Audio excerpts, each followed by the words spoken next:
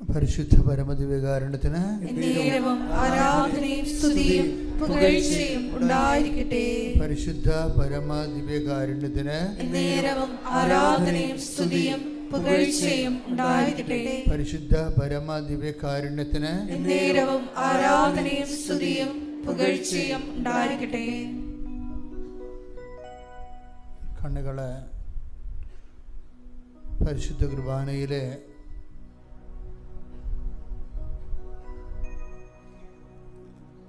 ശ്രദ്ധിച്ചുകൊണ്ട്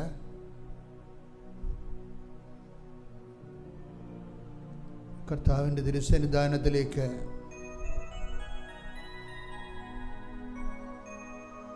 ഈ പ്രഭാതത്തിലെ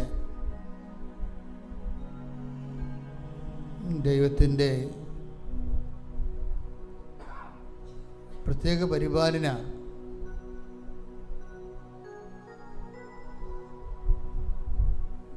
നമ്മളെ ക്ഷണിച്ചതിന് മനസ്സുകൊണ്ട് കർത്താവിനോട് നന്ദി പറയാം.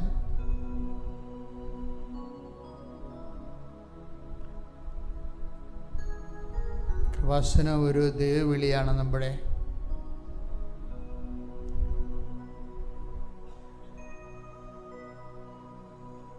എല്ലാ ദിവസവും അനേകം മക്കള് കർത്താവിൻ്റെ സ്പർശനം അനുഭവിച്ച് സന്തോഷത്തോടെ ജീവിതത്തെ നേരിടുന്നതിന് വേണ്ടിയുള്ള ദൈവം ഒരുക്കിയിരിക്കുന്ന സ്ഥലത്തേക്കാണ് നിന്നെയും കർത്താവ് വിളിച്ചിരിക്കുന്നത്. അങ്ങനൊരു വിളി കേട്ടത് കൊണ്ടാണ് ഇത് ദൈവവിളിയാണെന്ന് പറയാൻ കാരണം. പ്രാർത്ഥിക്കാം. കർത്താവേ, എൻ്റെ വേദനയുടെ കാലത്ത് നിന്റെ അടുത്തേക്ക് വിളിച്ചുകൊണ്ട് എന്നെ സാന്ത്വനപ്പെടുത്തുന്ന നിന്റെ സാന്നിധ്യം ഉറപ്പുവരുത്തുന്ന ഒരു പുതിയ കാലം എനിക്ക് അവകാശമാക്കിയതിന് ഓഹരിയാക്കിയതിന് എന്റെ അവകാശം ഓഹരിയുമായ എന്റെ കർത്താവേ, ഞങ്ങളുടെ പിതാക്കന്മാരുടെ ദൈവമേ, എല്ലാ ജനങ്ങളോടും കൂടി ചേർന്ന് അങ്ങയെ സ്തുതിക്കുന്നു, നന്ദിയാൽ അങ്ങയെ വാഴ്ത്തുന്നു, ദൈവസ്നേഹത്താൽ അങ്ങേക്ക് സമർപ്പിക്കുന്നു. അമ്മേ പരിശുദ്ധമേ, ദൈവമാതാവേ, അമ്മയുടെ പ്രത്യക്ഷീകരണത്തിന്റെ അടയാളമായി ദൈവസാന്നിധ്യത്തിന്റെ സ്ഥിരീകരിക്കപ്പെട്ട സാക്ഷികളായി സന്തോഷത്തിന്റെ സുവിശേഷ ജീവിതം നയിക്കുവാൻ ഞങ്ങളെ വിളിച്ചതിനും കൂടെ ചേർത്തതിനും നന്ദി പറയുന്നു. യേശുവേ സ്തോത്രം, യേശുവേ നന്ദി, യേശുവേ ആരാധന, ആരാധനേ ബലവാനെ പരിശുദ്ധനെ പരശതം കെരൂബുകളാൽ ഏതു നിമിഷവും പെരുവെള്ളത്തിന്റെ ഇരച്ച പോലെ സ്തുതിക്കപ്പെടുന്നവനെ സ്തുതിക്ക് യോഗ്യനെ അങ്ങയെ ആരാധിക്കുന്നു, നന്ദി പറയുന്നു. യേശുവേ സ്തോത്രം, യേശുവേ നന്ദി, യേശുവേ ആരാധന, യേശുവേ സ്തോത്രം, യേശുവേ നന്ദി, യേശുവേ ആരാധന, ഹല്ലേലൂയ, യേശുവേ സ്തോത്രം, യേശുവേ നന്ദി, യേശുവേ ആരാധന, ഹല്ലേലൂയ, യേശുവേ സ്തോത്രം, യേശുവേ നന്ദി, യേശുവേ ആരാധന, ഹല്ലേലൂയ, ഹല്ലേലൂയ, ഹല്ലേലൂയ, സ്തുതിക്കട്ടെ, ഹല്ലേലൂയ, ഹല്ലേലൂയ, ഹല്ലേലൂയ, ഹല്ലേലൂയ, യേശുവേ ആരാധന, ഹല്ലേലൂയ, യേശുവേ കരൂബുകളോട് ചേർന്ന് ആരാധിക്കുന്നു.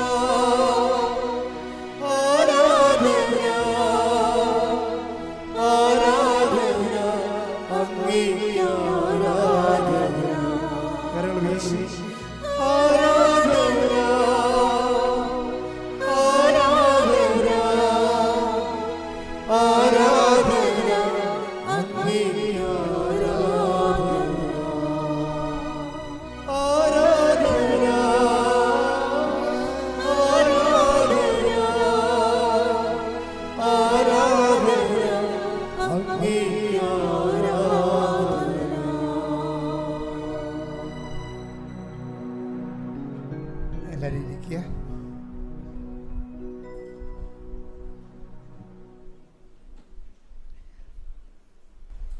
ചെറിയൊരു ഷെഡ്യൂളിന് ചെറിയൊരു ചേഞ്ച് വന്നിട്ടുണ്ട്. ഇനി മുതൽ ഉടമ്പടി ധ്യാനം എന്നാണെന്ന് പറയത്തില്ല. എന്താ കാരണം വെച്ചാൽ കഴിഞ്ഞ ആഴ്ചയിൽ നമ്മൾ ഞായറാഴ്ച ഉടമ്പടി ധ്യാനം നടത്തിയപ്പോൾ ആൾക്കാരിങ്ങനെ ഒരു കാലം നിൽക്കിയിരുന്ന് പുറത്ത് അവസാനം ഗേറ്റ് അടച്ച് പോലീസ് വരേണ്ടി വന്ന് ആൾക്കാർ റോഡ് വരെ നിന്ന് വലിയ സീനാണ്. അതിൻ്റെ രോഗികളൊക്കെ ഉണ്ടാകും. നമുക്കറിയാമല്ല, കൃപാസനത്തിൽ വരുമ്പോൾ അവശതയുള്ളവരുണ്ടാകും. ചിലപ്പോൾ അവർക്കൊന്ന് തിക്കലും ഞെരിക്കലും വന്നാൽ രക്ഷപ്പെടാൻ പറ്റാതെ ശ്വാസം മുട്ടിപ്പോകും. അപ്പം അതുകൊണ്ട് ഞാനതിനെ ചേഞ്ച് ചെയ്യാണ് ശരിക്കും. ഏതായാലും പഴയൊരു ഷെഡ്യൂൾ ടൈമിന് ഇനി ആരാധന ഉണ്ടാകത്തില്ല. പഴയ ഷെഡ്യൂൾ ടൈമെന്ന് പറയുന്നത് ഏതാണ്? ഞായറാഴ്ച കുർബാന കഴിഞ്ഞ് 11 മണിക്കില്ലേ, അതിനി അങ്ങനെ ഒരു ആരാധന ഉണ്ടാകത്തില്ല. ഷെഡ്യൂൾ ചേഞ്ച് ചെയ്തിരിക്കുകയാണ്. വേറെയും ഒരു ചേഞ്ചിങ് വരുന്നുണ്ട്. നമ്മുടെ ഈ ഡെയിലി ബ്രെഡിൽ പണ്ട് രാവിലെ 5:30ക്കുള്ള ഡെയിലി ബ്രെഡില്ലേ, അതിൽ ആദ്യകാലങ്ങൾ തുടങ്ങിയ സമയത്ത്, കഴിഞ്ഞ ഒക്ടോബറിലാണ് ഡെയിലി ബ്രെഡ് തുടങ്ങിയപ്പോൾ പരിശുദ്ധാത്മാവ് അന്നൊരു പ്രത്യേക നോട്ട് തന്നായിരുന്നു. പിന്നീട് ഞാനത് എല്ലാ ദിവസവും പിന്നീടത് ഞാൻ വിട്ടുപോയായിരുന്നു. എന്ന് വെച്ച് കഴിഞ്ഞാൽ ഈ ഡോക്യുമെൻ്റുകൾ സമർപ്പിച്ച് പ്രാർത്ഥിക്കണമെന്ന് പറയും. അത് സ്റ്റുഡിയോയിൽ ഇത് ഈ ശുശ്രൂഷ ചെയ്തുകൊണ്ടിരുന്ന സമയത്ത് പെട്ടെന്ന് പരിശുദ്ധാത്മ നൽകിയതാണ്. ഡോക്യുമെൻ്റുകൾ സമർപ്പിച്ച് പ്രാർത്ഥിക്കണം. ഇപ്പം നിങ്ങളൊരു പ്രമാണം ചെയ്യാൻ പോവുകയാണെങ്കിൽ ആ പ്രമാണത്തിന് നക്കലെടുത്ത് രാവിലെ നമ്മൾ ഒരുമിച്ച് പ്രാർത്ഥിക്കുമ്പോൾ നക്കൽ കർത്താവിൻ്റെ തിരുസന്നിധിയിൽ ഉയർത്തിപ്പിടിക്കണം. നിങ്ങളൊരു പരീക്ഷയ്ക്ക് പോവുകയാണെങ്കിൽ അതിൻ്റെ ഹോൾ ടിക്കറ്റ് രാവിലെ അച്ഛൻ പ്രാർത്ഥിക്കുമ്പോൾ ഡെയിലി ബ്രെഡിൻ്റെ കൂടെ തന്നെ പ്രാർത്ഥനാ സമയമാകുമ്പോൾ ഡോക്യുമെൻറ്റുകളെ, പിന്നെ അതുപോലെ തന്നെ ഈ എപ്പോഴും നമ്മൾ ശ്രദ്ധിക്കണം. ഇപ്പോൾ വീടൊക്കെ പണിയാൻ പോകുന്നവരില്ലേ, ഇപ്പോൾ രാവിലെ ഇപ്പോൾ ഇന്ന് തറക്കല്ലിടുകയാണ്, അല്ലെങ്കിൽ വീട് പണിയുടെ പകുതി ബാക്കി ചെയ്യണമെന്ന് വിചാരിച്ചു കഴിഞ്ഞാൽ നിങ്ങൾ വീട്ടിൽ നിൽക്കരുത്. ആ സ്ഥലത്ത് ആ വീട് എവിടെയാണ് പണിയണത് അടിത്തറയിൽ പോയി നിൽക്കണം നിങ്ങൾ. ഇപ്പോൾ ഒരു പശുവാ അല്ലെങ്കിൽ ആടാ അതുകൊണ്ടൊക്കെ ജീവിക്കുന്ന ആൾക്കാരില്ലേ, അപ്പോൾ അതിന് വലിയ ക്ഷീണവും രോഗമൊക്കെ വന്നു കഴിഞ്ഞാൽ കർത്താവ് കാലികളെയല്ല നമ്മുടെ എല്ലാ മേഖലയും ദൈവം ആശീർവദിക്കുകയും എല്ലാ മേഖലയും. അപ്പം അത് നമ്മൾ അവിടെ പോയി പ്രാർത്ഥിക്കണം. അപ്പം അച്ഛൻ പ്രാർത്ഥിക്കുന്ന സമയത്ത് നിങ്ങൾ ഇത് അവിടെ പോയി എന്നാണ് കൂടേണ്ടത്. അല്ലെങ്കിൽ ആ പ്രാർത്ഥനയുടെ സമയത്തെങ്കിലും മൊബൈലും കൊണ്ട് അവിടെ ചെന്നിട്ട് ആ പ്രാർത്ഥന അതിൻ്റെ കൂടെ പ്രാർത്ഥിക്കണം. നിങ്ങൾ എവിടെയെങ്കിലും യാത്രക്ക് പോകുകയാണെങ്കിൽ റൂട്ട് വരച്ചിടണം അതിൻ്റെ. ഞങ്ങളൊക്കെ ചെയ്യണം അങ്ങനെയാണ്. രാവിലെ എഴുന്നേറ്റ് റൂട്ട് മുഴുവനും ഇവിടെ യാത്രയുണ്ടെങ്കിൽ തിരിച്ചു വരണവരെയുള്ള എല്ലാ റൂട്ടുകളും കർത്താവിന് സമർപ്പിക്കും. അതിന് ഫീഡിങ് പ്രെയർ എന്ന് പറയും. എൻ്റെ സ്വകാര്യമായിട്ട് ഞാൻ നടത്തിക്കൊണ്ടിരുന്ന ഫീഡിങ് പ്രെയറാണ് ഇപ്പോൾ ഈ ലേഡി ബ്രെഡായിട്ട് വരണത്. ഫീഡിങ് പ്രെയർ എന്ന് പറയണത് നമ്മൾ രാവിലെ കമ്പ്യൂട്ടറിൽ പ്രോഗ്രാം ഫീഡ് ചെയ്യണ പോലെ കർത്താവിൻ്റെ കൈകളിലേക്ക് കാര്യങ്ങളെല്ലാം കൊടുക്കും. നമ്മൾ കണ്ടുമുട്ടുന്ന വ്യക്തികൾ, നമ്മുടെ വാഹനം പോകുന്ന സ്ഥലങ്ങൾ, വാഹനത്തിനെതിരെ വരുന്ന വാഹനങ്ങൾ, സൈഡിലൂടെ വരുന്ന വാഹനങ്ങൾ, ബാക്കിലൂടെ വരുന്ന വാഹനങ്ങൾ, ഇതെല്ലാം നമ്മൾ പ്രാർത്ഥനയുടെ സബ്ജക്റ്റായിട്ട് സമർപ്പിക്കും. പ്രാർത്ഥന എന്ന് പറയുമ്പോൾ പലപ്പോഴും അത് ഇൻറ്റിമസിയുള്ള പ്രാർത്ഥനയ്ക്ക് ഡീറ്റെയിലിംഗ് കൂടും.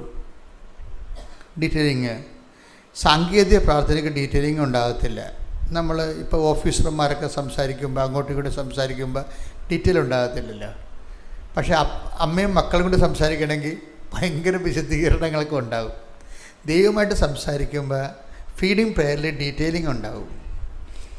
നമ്മൾ കണ്ടുമുട്ടുന്ന വ്യക്തികൾ, കർത്താവ് ഇപ്പം നമ്മളെ സംബന്ധിച്ചിടത്തോളം ഇപ്പോൾ വരുന്നൊരു വിഷയം വെച്ചാൽ നമ്മുടെ റൂട്ടുകൾ സമർപ്പിക്കണം എന്ന് പറയുന്നത്, സമർപ്പിക്കുന്നതിനുള്ള ഗുണമെന്ന് വെച്ച് കഴിഞ്ഞാൽ ഈ പ്രെയർ കൊണ്ട് നമുക്കുണ്ടാകുന്ന ഏറ്റവും വലിയ അനുഗ്രഹം ഞാൻ കണ്ടിരിക്കുന്നത് സംരക്ഷണം എന്ന് പറയും. സംരക്ഷണം ഒരു പ്രധാനപ്പെട്ട ഘടകമാണ്.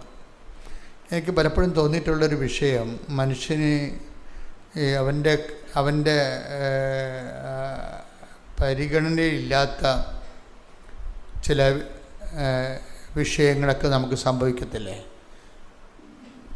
നമ്മൾ ഓർക്കാപ്പുറത്ത് സംഭവിക്കുന്നതും അങ്ങനെയുള്ള ചില ഏടാകൂടങ്ങളൊക്കെ സംഭവിക്കത്തില്ലേ? ചില പറയും, ഓ ആ സമയത്ത് അയാളെ കാണാനുള്ള കാര്യമില്ലായിരുന്നു, ആ വഴിക്ക് പോയതാണ് കുഴപ്പമായിപ്പോയെന്നൊക്കെ പറയത്തില്ലേ? അത് എന്നൊക്കെ അതെല്ലാം പ്രൊട്ടക്ഷൻ്റെ പ്രോബ്ലമാണ്. പ്രൊട്ടക്ഷൻ, സംരക്ഷണം.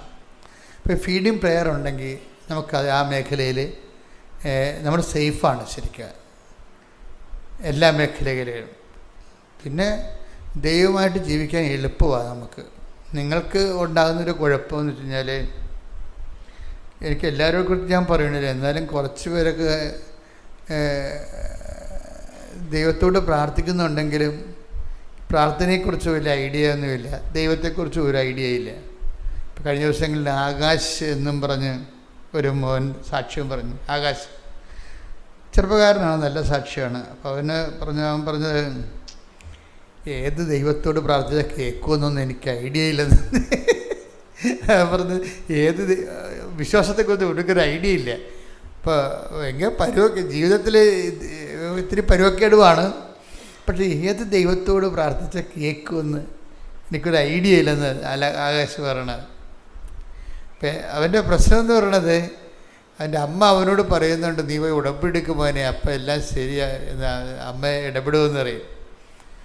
അപ്പോൾ അവൻ്റെ പ്രശ്നങ്ങളെന്ന് പറയുന്നത് രസകരമായ എന്ന് വെച്ചാൽ, ഒന്നാമത്തിൽ പപ്പ മാത്രമേ വീട്ടിലൊരു അപ്പൻ മാത്രമേ ഈ ബ്രെഡ് വിന്നറായിട്ടുള്ളൂ. ഭക്ഷണം അധ്വാനിക്കുന്നത് അപ്പം മാത്രമേ ഉള്ളൂ. അമ്മയ്ക്കും അവനും ജോലിയില്ല. അവൻ്റെ പെട്രോൾ അടിക്കണ കാശ് പോലും അപ്പനോടാണ് മേടിക്കണത്. അപ്പം അതുകൊണ്ട് അവൻ അധികം പെട്രോളിന് കറങ്ങാനൊന്നും പോകത്തില്ല. അത്യാവശ്യം കാര്യങ്ങൾക്ക് വല്ല കറണ്ട് ചാർജ് അടക്കാനോ പല പരീക്ഷയ്ക്കോ അല്ലെങ്കിൽ വല്ല ഇതില്ലേ ഈ എംപ്ലോയ്മെൻറ്റിലോ അങ്ങനെയൊക്കെയുള്ള അത്യാവശ്യ കാര്യത്തിനെ പോകത്തുള്ളൂ. കാര്യം കാശില്ലാത്തത് കൊണ്ട് അപ്പായോട് എങ്ങനെയാണ് കാശ് വാങ്ങിക്കണം? അപ്പായ്ക്ക് കുറച്ച് ശമ്പളം, ഇത്തിരി ശമ്പളമേ ഉള്ളൂ. അപ്പോൾ ഇതുകൊണ്ട് കുടുംബം നോക്കണം, കറണ്ട് ചാർജും അടക്കണം, വെള്ളക്കരവും കൊടുക്കണം. അപ്പം ഇങ്ങനെ അവൻ്റെ കാര്യം. അപ്പം അത് കുടുംബത്തോട് ഇത്തിരി കൂറുള്ളവനായത് കാരണം ഡെർബാറൊന്നുമില്ല. സാധാരണ പാവപ്പെട്ടൊരു ജീവിതമാണ് ജീവിച്ചു കൂട്ടണത്. അപ്പം അതൊരിക്കലും അപ്പയെ ബുദ്ധിമുട്ടിക്കരുതെന്നുള്ള ചിന്ത ഉണ്ട്. അത് കാരണം ആവശ്യമില്ലാത്ത കൂട്ടുകാരെടുത്ത് പോവുകയോ അവർ ചിലവ് ചെയ്യുമ്പോൾ നമ്മളും ചിലവ് ചെയ്യണ്ടേ.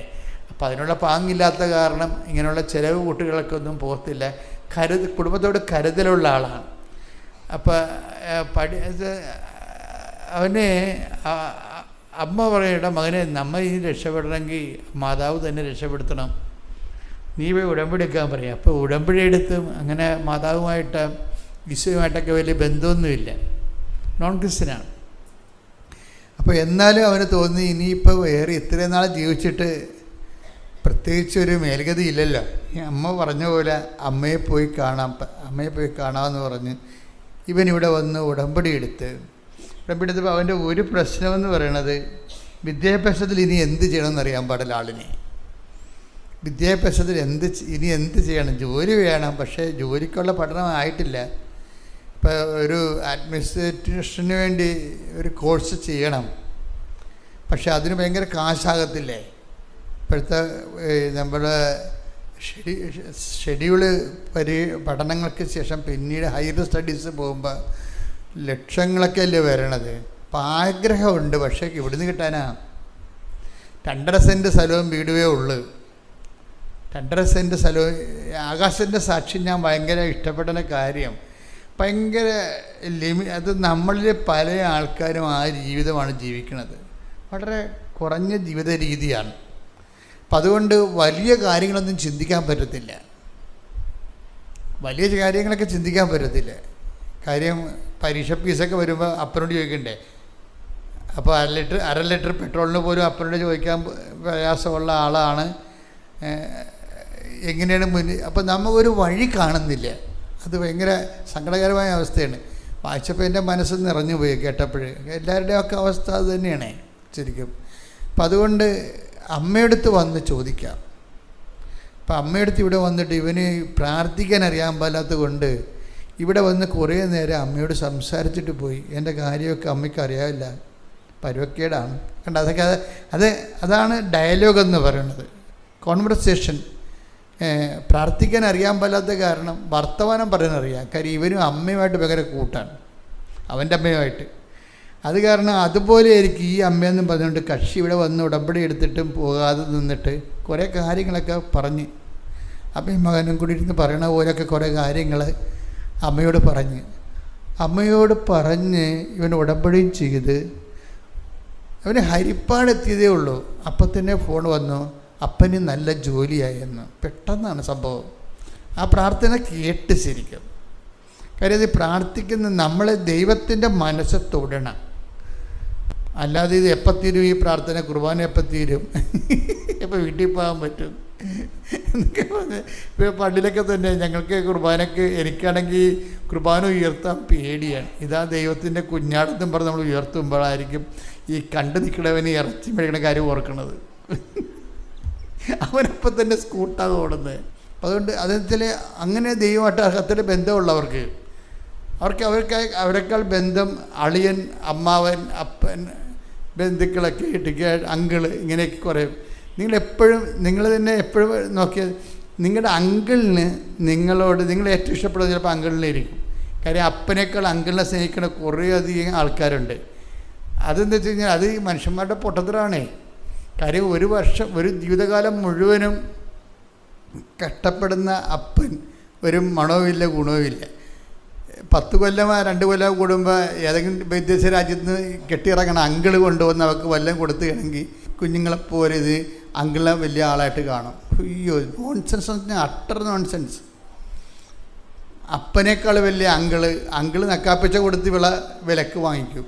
അപ്പം അനിയത്തി നിങ്ങൾ ബന്ധങ്ങളിൽ കാണിക്കരുത് ഒരിക്കലും. അത് എപ്പോഴും നമ്മൾ എന്താണ്, എപ്പോഴും റിലേഷൻസ് ബേസ് എപ്പോഴും നമ്മൾ ചിലപ്പോൾ നമ്മുടെ മാതാപിതാക്കന്മാർക്ക് അത്രയും വലിയ കഴിവുണ്ട്. നിങ്ങൾ ഈ മാതാപിതാക്കന്മാരെ മറ്റുള്ളവരായിട്ട് കമ്പയർ ചെയ്യും. നിങ്ങൾ മറ്റുള്ളവരുടെ മാതാപിതാക്കന്മാർ അങ്ങനെയല്ല. ദൈവം നമുക്ക് തന്ന മാതാപിതാക്കന്മാർ ആണ് ദൈവം കഴിഞ്ഞാൽ നമ്മുടെ ആൾക്കാർ. അവരെ നമ്മൾ ദൈവം കഴിഞ്ഞാൽ പിന്നെ പരിഗണിക്കാൻ തുടങ്ങിക്കുമ്പോൾ തന്നെ നമ്മൾ ബ്ലെസ്ഡ് ആകാൻ തുടങ്ങും. നമുക്ക് വേറെ ഒരാളെ കൊണ്ടുപോയി അന്നഴകുന്നതിന് അപ്പനെന്ന് പറയത്തില്ലേ, അങ്ങനെ അന്നഴകുന്നതിന് അപ്പനാക്കിയാൽ ഒരിക്കലും ബ്ലെസ്സിങ്സ് കിട്ടത്തില്ല. ദൈവത്തിന് അറിയാമല്ലോ ഇത് യൂസ് ആൻഡ് ത്രോയാണ് കയ്യിലിരിക്കണത്. ഉപയോഗം ഉണ്ടെങ്കിൽ താങ്ങിപ്പിടിച്ച് നടക്കും, ഉപയോഗം ഇല്ലെങ്കിൽ നാം ഇട്ടുകളയും, എവിടെയെങ്കിലും ഇട്ടുകളയും. അപ്പം അത് ഉടമ്പടിയിൽ ആ റിലേഷൻസ് എല്ലാം കറക്റ്റ് ചെയ്യണം. കാര്യം ഇവന് ഒരു ഇൻറ്റിമസി, എനിക്ക് ആകാശത്തിൽ നിന്ന് എനിക്ക് മനസ്സിലായത് ഇൻറ്റിമസി ഉണ്ട്. അപ്പം അവൻ്റെ അമ്മയോട് സംസാരിക്കുന്ന പോലെയാണ് അമ്മയോട് അവൻ വന്ന് സംസാരിച്ചിട്ട് പോയി. അവൻ പറഞ്ഞ കാര്യം ഇതാണ്, അപ്പൻ്റെ കയ്യിൽ നിന്ന് കാശ് വാങ്ങിച്ചാൽ പെട്രോൾ വാങ്ങിക്കണത്, എനിക്കതുകൊണ്ട് എപ്പോഴും പേടിക്കാൻ പറ്റത്തില്ല. അപ്പം അപ്പനെ എന്തെങ്കിലും തരത്തിൽ സഹായിക്കണം, അപ്പനെ എന്തെങ്കിലും തരത്തിൽ സഹായിക്കണം, ഇതൊക്കെയാണ് പറയണത്. ഇതാണ് എന്നിപ്പോൾ നിങ്ങളെ എല്ലാവരെയും മോഡലെടുക്കരുത്. മോഡലെടുക്കണം എന്നല്ല ഞാൻ പറയണത്. ആ ഒരു അഫെക്ഷൻ എപ്പോഴും മനസ്സിൽ ദൈവത്തോട് ഇടപെടുമ്പോൾ അഫെക്ഷൻ എന്ന് വെച്ച് കഴിഞ്ഞാൽ ആന്തരികമായ ഒരു സ്നേഹം, വാത്സല്യങ്ങളൊക്കെ നമ്മുടെ ദൈവമായിട്ടുള്ള ബന്ധത്തിൽ നമുക്കുണ്ടാകണം. ആരാധന ഉണ്ടാകണം, ഒരാരാധ്യമായ ഭയമുണ്ടാകണം. അതേസമയം തന്നെ വളരെ ശിശുസഹജമായിട്ടുള്ള ഒരു സ്നേഹവും വാത്സല്യങ്ങളും ഉണ്ടാകും. അമ്മയാകുമ്പോൾ അതിന് പറ്റിയ ആളാണ് ശരിക്കും. അമ്മ അത് ഉടനെ റൈറ്റ് ആ വിഷയത്തിൽ തന്നെ, അതായത് അപ്പന് ഈ 12 മണിക്കൂറിൽ ഇവൻ വന്ന് തിരിച്ചു പോകാനുള്ള സമയത്തിനുള്ളിൽ അവരുടെ കുടുംബം കഴിയാൻ പറ്റുന്ന രീതിയിലുള്ള നല്ലൊരു ശമ്പളത്തിൽ അപ്പനെ പോസ്റ്റ് ചെയ്യും. അപ്പം തന്നെ ഇവന് ഇളക്കാൻ തുടങ്ങും. കാര്യം ഇവൻ ദൈവത്തിൻ്റെ ശക്തി ആദ്യമായിട്ടും കാണുകയാണ്. ഇങ്ങനെ ഒന്നും ദൈവത്തെക്കുറിച്ചൊക്കെ ഇവനെ അറിയത്തില്ല. ഇത്ര പെട്ടെന്ന് വിഷയങ്ങളിലൊക്കെ ഇടപെടുമെന്നൊന്നും ആളിനെ അറിയത്തില്ല. കണ്ടോടുകൂടി ആളിങ്ങനെ ഷിവറിങ് ആയിപ്പോയി. പിന്നെ അവനൊരു കുറച്ചുണ്ടായിരുന്നൊരു ചിന്തയെന്ന് പറയണത്, അവനിവിടെ വന്ന് അമ്മയോട് പറഞ്ഞു, അമ്മേ ഞാൻ പോയി എങ്ങനെയെങ്കിലും രക്ഷപ്പെട്ടാലേ അപ്പൻ്റെ കുടുംബം രക്ഷപ്പെടാം, കുടുംബത്തിന് കടങ്ങളൊക്കെ ഉണ്ട്, കുടുംബം മേലേത് പിടിക്കണമെങ്കിൽ ഞാൻ രക്ഷപ്പെടണം. കണ്ട ആ പ്രാർത്ഥനയുടെ അടുത്തൊരു സത്യസന്ധതയുണ്ട്. എന്താണ് പറഞ്ഞത്? ഞാൻ രക്ഷപ്പെടണം എന്തിനാണ്? കുടുംബത്തെ രക്ഷപ്പെടുത്താനാണ്. ഇവിടെയുള്ള ചെറുപ്പക്കാർക്ക് അതെല്ലാം കേൾക്കണം. കൃപാസനത്തിൽ ചെറുപ്പക്കാരുടെ എണ്ണം കൂടുതലാണ്. ഞാനത് ഭയങ്കരമായിട്ട് സന്തോഷിക്കുകയും ചെയ്യുന്നുണ്ട് അതിൻ്റെ അകത്ത്. ചെറുപ്പക്കാർ കാര്യം അവരുടെ കാര്യങ്ങളെല്ലാം അമ്മ ഇപ്പോൾ ഈ ആകാശ്, അത് കഴിയുമ്പോൾ വേറെ ഒരു മോളൊക്കെ ദിവസങ്ങൾ സാക്ഷ്യങ്ങൾ പറയുന്നവരെല്ലാവരും നല്ല ശതമാനം ചെറുപ്പക്കാരാണ്. അവരിങ്ങനെ പെട്ടെന്ന് പിക്കപ്പ് ചെയ്തതിൽ ഞാൻ ഭയങ്കര സന്തോഷമുണ്ട് എനിക്ക്. കാര്യം അവർ ദൈവത്തെ അവരുടെ യൗവനകാലത്ത് തന്നെ അറിയണില്ല. അപ്പം അതായത് യൗവനകാലത്ത് അറിഞ്ഞു കഴിഞ്ഞാൽ നമുക്കുണ്ടാകുന്ന വിഷയത്തിൽ നമ്മൾ ഈ പ്രായം ചെന്ന് കഴിഞ്ഞ് കർത്താവിനെ അറിഞ്ഞു കഴിഞ്ഞാലുള്ള ഒരു കുഴപ്പം, പിന്നെ നമുക്ക് കർത്താവിന് വേണ്ടി ജീവിക്കാൻ അധികം സമയം കിട്ടത്തില്ല. അതാണ് സമയമാണ് പ്രശ്നം. ഇപ്പോൾ എനിക്കൊക്കെ ഉണ്ടായ ഒരു അനുഗ്രഹം എന്ന് വെച്ചാൽ 4 വയസ്സ് മുതൽ, ഞാൻ 4 വയസ്സിലാണ് എൻ്റെ മുറിയിലൊരു കർത്താവിൻ്റെ പടമുണ്ട്. നിങ്ങൾ കാണത്തില്ല, ഞാൻ ഇവിടെ ആരും വരാറില്ല. അപ്പം എൻ്റെ മുറിയിലൊരു അതായത് കർത്താവിൻ്റെ ഒരു മുഖത്തിൻ്റെ പീഡാനുഭവ രൂപമുണ്ട് വലുത്. അത് പെയിൻ്ററാണ്. അപ്പം അത് ഞാൻ എൻ്റെ 3 വയസ്സിലോ മറ്റേ എൻ്റെ അപ്പൻ്റെ കൂടെ ഞാൻ കുടുംബപ്രാർത്ഥന കഴിഞ്ഞ് അപ്പൻ്റെ കൂടെ കയ്യെ തൂങ്ങി നടക്കുന്ന കാലത്ത് ലാവുംപെട്ടത്ത് എൻ്റെ വീടിൻ്റെ സൈഡിലുള്ള ചെമ്പരത്തിക്കാട്ടിൽ കണ്ട വലിയ രൂപമാണ്. അന്ന് മുതലാണ് ഞാൻ ഈശോനെ പരിചയപ്പെടുകയും ഈശോയുമായിട്ട് ആകർഷിക്കപ്പെടുകയും ഞാൻ അപ്പനോട് പറയും, ഇത് ഈശോയുടെ മുഖം ഈശോ കണ്ട ഇപ്പോൾ ഈശോ കണ്ടെന്ന് പറഞ്ഞ് ഞാൻ ഓർക്കുകൊണ്ട് അപ്പനോട് അത് പറയണത്. ഇപ്പം എനിക്ക് 3 വയസ്സോ 4 വയസ്സേ ഉള്ളൂ. 4 വയസ്സൊന്നും ഇല്ല അന്ന്. അതെൻ്റെ അമ്മയുടെ വണക്കമാസ പുസ്തകത്തിലിരിക്കുന്ന അതേ രൂപമാണ് ഞാൻ ചെമ്പരത്തിക്കാട്ടിൽ കാണുന്നത്. പക്ഷേ ഞാൻ അച്ഛനായി, ആ ഒരു വിളിയോടുകൂടി അച്ഛനായിട്ട് ആദ്യം ഒരു എത്രയോ വർഷം കഴിഞ്ഞത് 1963 ഈ കാഴ്ച കാണുന്നത്. ഞാൻ 85 അച്ഛനായിട്ട് ഞാനൊരു പള്ളിയിൽ അപ്പോയിൻ്റഡ് ആയി. ആ അപ്പോയിൻ്റഡ് ആയ സമയത്ത് അമ്മ എന്നെ കാണാൻ വന്ന്, എൻ്റെ അമ്മച്ചി പിറ്റേ ആഴ്ച എന്നെ കാണാൻ വന്നപ്പോൾ അമ്മ എനിക്കൊരു പടം തന്നു. അപ്പോൾ ഞാൻ ഈ പടം ഇവിടെ നിന്ന് കിട്ടിയിരിച്ചു. അപ്പം ഞാനൊരു മരിപ്പിന് വന്നപ്പോൾ എനിക്ക് തോന്നി നിനക്ക് തന്നിട്ട് പോകാമെന്ന്. അപ്പം ഞാൻ നോക്കിയപ്പോൾ എൻ്റെ പൗരോഹിത്യ ജീവിതം തുടങ്ങുകയാണ്. അപ്പോൾ ഈശോ എന്നെ ഓർപ്പിച്ചു, അന്നത്തെ ചെമ്പരത്തിക്കാട്ടിൽ ഞാൻ കണ്ട കർത്താവിൻ്റെ രൂപം വീണ്ടും അമ്മ തന്നെ കൊണ്ടുവന്ന് എനിക്ക് തന്നിരിക്കുകയാണ്. അതിൻ്റെ അർത്ഥം എന്താണ്? ഞാൻ നിൻ്റെ കൂടെ ഇങ്ങനെ സഞ്ചരിക്കുന്നുണ്ടെന്ന് എൻ്റെ അർത്ഥം. അത് ദൈവമായിട്ട് ജീവിക്കണം ഭയങ്കര രസമാണ് മക്കളെ. എനിക്ക് തോന്നണത് എന്താണെന്നറിയോ, ഞാൻ ഇങ്ങനെയൊക്കെ പറയണ കേൾക്കുമ്പോൾ നിങ്ങൾക്ക് മനസ്സിലാകേണ്ടത്, നിങ്ങളൊന്ന് ചേഞ്ച് ചെയ്യണം. നിങ്ങളിപ്പോൾ ഈ ജീവിതത്തിൽ നമുക്ക് ഒത്തിരി പ്രശ്നങ്ങളുണ്ടല്ലോ, പല പ്രശ്നങ്ങൾ, കേസ്, ജപ്തി നടപടികൾ, വീട്ടിലെ കലഹങ്ങൾ, വൈവാഹിക ഭിന്നതകൾ, മക്കളില്ലാത്ത അവസ്ഥകൾ. അപ്പോൾ നിങ്ങൾ സാക്ഷ്യം കേൾക്കണില്ലേ? എല്ലാത്തിനും അമ്മ മറുപടി പറയുന്നുണ്ട് ഉടമ്പടിയിലൂടെ എല്ലാത്തിനും മറുപടി. അപ്പോൾ എന്താ നമ്മൾ ചെയ്യേണ്ടതെന്ന് വെച്ച് കഴിഞ്ഞാൽ, നമ്മൾ ദൈവത്തിന് ഇപ്പം നമ്മുടെ വിഷയത്തിന് നമ്മളൊരു പ്രാധാന്യം കൊടുക്കണോണ്ടാണല്ലോ നിങ്ങൾ വെളുപ്പിന് എഴുന്നേറ്റ് ഇവിടെ വരണത്. ഇപ്പോൾ ഇവിടെ നിങ്ങൾ ഇത്ര വെളുപ്പിനെ എഴുന്നേറ്റ് ഇന്നലെ തന്നെ വന്ന് ഇവിടെ താമസിക്കുന്നവരുണ്ട് ഈ സ്ഥലത്തൊക്കെ പലയിടത്തും. അപ്പോൾ എന്തുകൊണ്ടാണ് അപ്പോൾ നമ്മുടെ വിഷയത്തിന് അത്രയും പ്രാധാന്യമുള്ളത് കൊണ്ടാണ് നമ്മൾ വർഷകാലത്തും കഷ്ടപ്പെട്ട് വരണത്. എൻ്റെ മക്കളെ, ഇത്രയും പ്രാധാന്യമെങ്കിലും ദൈവത്തിന് കിട്ടിയാൽ നമ്മൾ രക്ഷപ്പെട്ട്. ഇത്രയും പ്രാധാന്യമെങ്കിലും ദൈവത്തിന് കിട്ടണം. എന്നുവെച്ചാൽ നമ്മൾ ഇത്രയും കണ്ട് ദൈവത്തെ സ്നേഹിക്കുന്നു എന്ന് ദൈവത്തിന് മനസ്സിലായി ഒരിക്കലും ഇങ്ങനെ മനസ്സിലാക്കാൻ തുടങ്ങിയാൽ പിന്നെ നമ്മുടെ ഇളക്കം സംഭവിച്ചുകൊണ്ടിരിക്കും എല്ലാ മേഖലകളിലും. നമ്മളിപ്പോൾ പ്രെയർ ചെയ്യണത് വിഷയാധിഷ്ഠിതമായിട്ട് സാങ്കേതികമായിട്ടാണ്. അപ്പോൾ ഇതിങ്ങനെ 1, 2, 3 സ്ലോ പ്രോസസ്സായിരിക്കും. നമ്മൾ വിഷയത്തിന് പ്രാധാന്യം കൊടുത്ത് നമ്മൾ പ്രാർത്ഥനാ ജീവിതം ക്രമപ്പെടുത്തിയ ഭയങ്കര സ്ലോ പ്രോസസ്സ് നടക്കുകയേ. പക്ഷേ ഒരു കൊല്ലം 1.5 കൊല്ലം കൊണ്ടൊക്കെ ചില കാര്യം നടക്കത്തുള്ളൂ. സ്ലോയാണ്. കാര്യം നമ്മൾ വിഷയത്തിനാണ് പ്രാധാന്യം കൊടുത്തിരിക്കുന്നത്.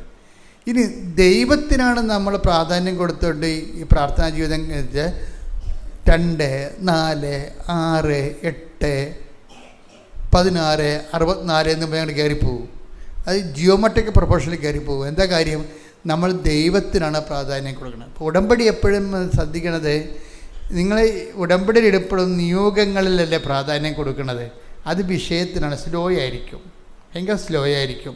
കാര്യം നിങ്ങൾ ദൈവത്തിന് ദൈവത്തിന് തന്നെ പ്രാധാന്യമുള്ളത് നിങ്ങളുടെ വിഷയത്തിൽ ദൈവം ഇടപെടുന്നുണ്ടെങ്കിൽ ഉള്ള പ്രാധാന്യവും നിങ്ങൾ ദൈവത്തിന് കൊടുക്കുന്നുള്ളൂ. വിഷയമാണ് ദൈവം, അവിടെയാണ് തലകീഴ് മറിഞ്ഞിരിക്കുക. അപ്പം നിങ്ങളുടെ ദൈവം ആരാണെന്ന് ചോദിച്ചാൽ നിങ്ങൾ എല്ലാ സമയവും ചിന്തിക്കുന്നത് എന്തിനെക്കുറിച്ചാണ്, അതാണ് നിങ്ങളുടെ ദൈവം. പ്രാക്ടിക്കൽ ഗോഡ് ഹെഡ് എന്ന് പറഞ്ഞാൽ എന്താണ്? ഏത് നിമിഷവും ഏതിനെക്കുറിച്ചാണ് നിങ്ങൾ കൂടുതൽ ചിന്തിക്കുന്നത്, ആരെക്കുറിച്ചാണ് നിങ്ങൾ കൂടുതൽ ചിന്തിക്കുന്നത്, അതാണ് നിങ്ങളുടെ ദൈവം. അതുകൊണ്ടാണ് ഈ ലവ് അഫെയർസ് ഉള്ളവരോടൊക്കെ ഞാൻ അധികം നിങ്ങളത് റീതിങ്ക് ചെയ്യണം, സൂക്ഷിക്കണം എന്ന് പറയും. എന്താ വെച്ച് കഴിഞ്ഞാൽ ലവ് അഫെയർ ചില ആൾക്കാരെ സംബന്ധിച്ചിടത്തോളം തലക്ക് പിടിക്കും. തലക്ക് പിടിച്ചു കഴിഞ്ഞാൽ 24 hours ഈ നമ്മുടെ പേ ബാധിച്ചതുപോലെ എപ്പോഴും ഈ മൊബൈലിൽ കണ്ടില്ല കേട്ടില്ലൊക്കെ ഉടനെ വിറവാദം വരും, പിന്നെ ഭക്ഷണം കഴിക്കത്തില്ല, അങ്ങനെയൊക്കെയുള്ള കുറേ ഹിസ്റ്റീരിയ ടൈപ്പിലൊക്കെ പോകത്തില്ലേ. അപ്പോൾ എന്ന് വെച്ചാൽ അതുപോലെ തന്നെയാണ് അതുകൊണ്ടാണ് ഈ ആവശ്യമില്ലാത്ത റിലേഷൻസിലൊക്കെ പോയി ഈ പ്രാർത്ഥനാ കാലത്ത് പ്രത്യേകിച്ച് കുടുങ്ങരുത്. നിങ്ങൾ കുടുങ്ങി ഇതുപോലെ കിടക്കണമെങ്കിൽ നിങ്ങൾക്ക് പ്രാധാന്യം ആ വ്യക്തിക്കായിരിക്കും പ്രാധാന്യം, ദൈവത്തിനല്ല. നിങ്ങൾക്ക് ഫോൺ ഇപ്പോൾ ആരെങ്കിലും ഒരു അഫെയർ ഉണ്ടായെന്ന് വിചാരിച്ചോ, അപ്പോൾ അയാൾ അല്ലെങ്കിൽ അവൾ നിങ്ങളെ ഫോൺ വിളിക്കണില്ല, പിന്നെ നിങ്ങളൊന്ന് ഉടമ്പടി ചെയ്തിരിക്കണത് അവർ ഫോൺ വിളിക്കാൻ വേണ്ടി. അപ്പോൾ എന്താണ് ഇങ്ങനെ ഫോൺ വിളിക്കാത്തത്? ഇനി വേറെ വല്ല കമ്പനിയിലും അവർ പോയി പെട്ട് കാണുക, എന്നെ ഉപേക്ഷിച്ച് കാണുക. അപ്പോൾ അവർ ചിലപ്പോൾ നിന്നെ സാറ്റിസ്ഫൈ ആയതുകൊണ്ട് ചിലപ്പോൾ നീ അവിടെ ചെന്ന് വഴങ്ങി നിൽക്കാൻ വേണ്ടി ചിലപ്പോൾ അടക്കുമുറയുടെ ഭാഗമായിട്ട് വരുന്ന ഒതുക്ക് പരിപാടി ആയിട്ടൊക്കെ ആയിരിക്കും ചിലപ്പോൾ വിളിക്കാത്തത്. ഇതുപോലുള്ള തട്ടുപിടുത്തവും തരികിട പരിപാടികളൊക്കെ കൊണ്ട് ജീവിതം തീർന്ന് ഇതല്ലേ വിളിക്കുമ്പോൾ ഒരു ആശ്വാസം, പിന്നെയും വിളിക്കാം, പിന്നെ ഇങ്ങനെയുള്ള കളികളൊക്കെ കേട്ട് ഇങ്ങനെ ജീവിതം പോകും. അപ്പം ഇങ്ങനെയുള്ള പരിപാടിയൊക്കെ നിങ്ങൾ വളരെ ശ്രദ്ധിച്ച ഉടമ്പടിക്കാലത്ത് പ്രത്യേകിച്ച് ബയലാറ്ററൽ എഗ്രിമെൻറ്റാണ്. ഇപ്പം നമ്മൾ മറ്റ് ധ്യാനകേന്ദ്രങ്ങളെ പോലെ ഞാനിങ്ങനെ ധ്യാനത്തിൻ്റെ സ്റ്റൈലിലല്ല പറയണത്, നമ്മളൊരു വർത്തമാന സ്റ്റൈലല്ലേ പറയണത്. അതിൻ്റെ കാരണം എന്ന് പറയണത് ഇതൊരു ചെയ്ത് മാറ്റേണ്ട കാര്യങ്ങളാണ്, അറിഞ്ഞിരിക്കേണ്ട കാര്യങ്ങളല്ല, ഇത് ചെയ്ത് മാറ്റേണ്ട കാര്യങ്ങളാണ്. അപ്പം ദൈവത്തിന് പ്രാധാന്യം കൊടുത്തുകൊണ്ട് വിഷയത്തിന് പ്രാധാന്യം കൊടുത്താൽ ഭയങ്കര ഉറുമ്പ് നിരക്കണ പോലെ ഈ നിരക്കത്തുള്ളൂ, 1, 2, 3 എന്നൊക്കെ പറയും. പക്ഷെ ദൈവത്തിനാണ് നിങ്ങൾ പ്രാധാന്യം കൊടുക്കണമെന്നുണ്ടെങ്കിൽ എല്ലാ വഴികളും ഇപ്പം തന്നെ ഇവൻ്റെ ഒന്നാമത്തെ ഭയങ്കര ഈ ഫെയ്ത്ത് ഇൻവെസ്റ്റ്മെൻറ്റ് ആകാശിന് കൂടുതലാണ്. ആകാശിൻ്റെ കാര്യമാണല്ലോ ഇപ്പോൾ പറഞ്ഞുകൊണ്ടിരിക്കുന്നത്. ആകാശിൻ്റെ കയ്യിലൊരു മുഴയുണ്ട്. അപ്പം അത് കീറിക്കണമെന്ന് പറയുമ്പോൾ അമ്മ പറയും, എടാ അത് കീറിയ ആശുപത്രി കിടക്കേണ്ടി വരും, ഇനി വേറെ വല്ല കുന്ത്രാണ്ടമാണെങ്കിൽ എനിക്ക് സഹിക്കാൻ പറ്റത്തില്ലെന്ന് പറയും. അമ്മയും മകനുമായിട്ട് അവരുടെ വീട്ടിലെ സംസാരമാണ്. അവൻ്റെ കയ്യിലൊരു മുഴയുണ്ട്. ഇപ്പം അത് കീറണമെന്ന് അവനൊരു മകനേ ഉള്ളു. അത് കീറുമ്പോൾ ഇവൻ്റെ ശരീരത്തെ ഇങ്ങനെ ബ്ലേഡൊക്കെ അത്യാവശ്യം വെച്ചാൽ അമ്മക്ക് സഹിക്കാൻ പറ്റത്തില്ല. കാര്യം നമുക്കത് അതിൻ്റെ ഫീലിങ്ങൊക്കെ മനസ്സിലാകും. ഒരു മക്കളുള്ള അമ്മമാരെന്ന് വെച്ചാൽ അവർ ഉൾക്കൊള്ളത്തിലാവുന്നു. അപ്പോൾ അതുകൊണ്ട് അമ്മ പറയും കത്തി വെക്കാൻ പറ്റത്തില്ല എന്ന് പറയും.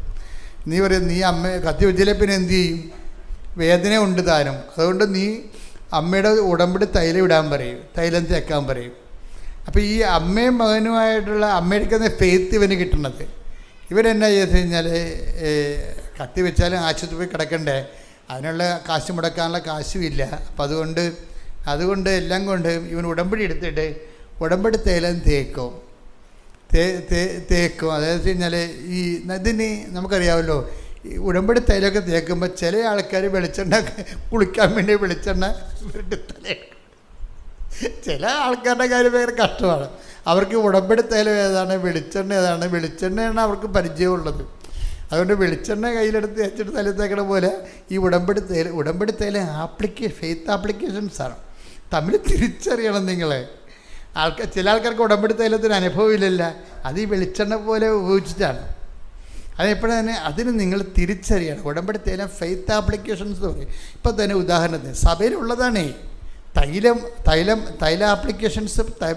അതായത് നമ്മുടെ വിശ്വാസം, ദൈവത്തിലുള്ള വിശ്വാസം എന്ന് പറയുമ്പോൾ അതിന് വേറെ ഒരു സാധനവും ഇല്ല.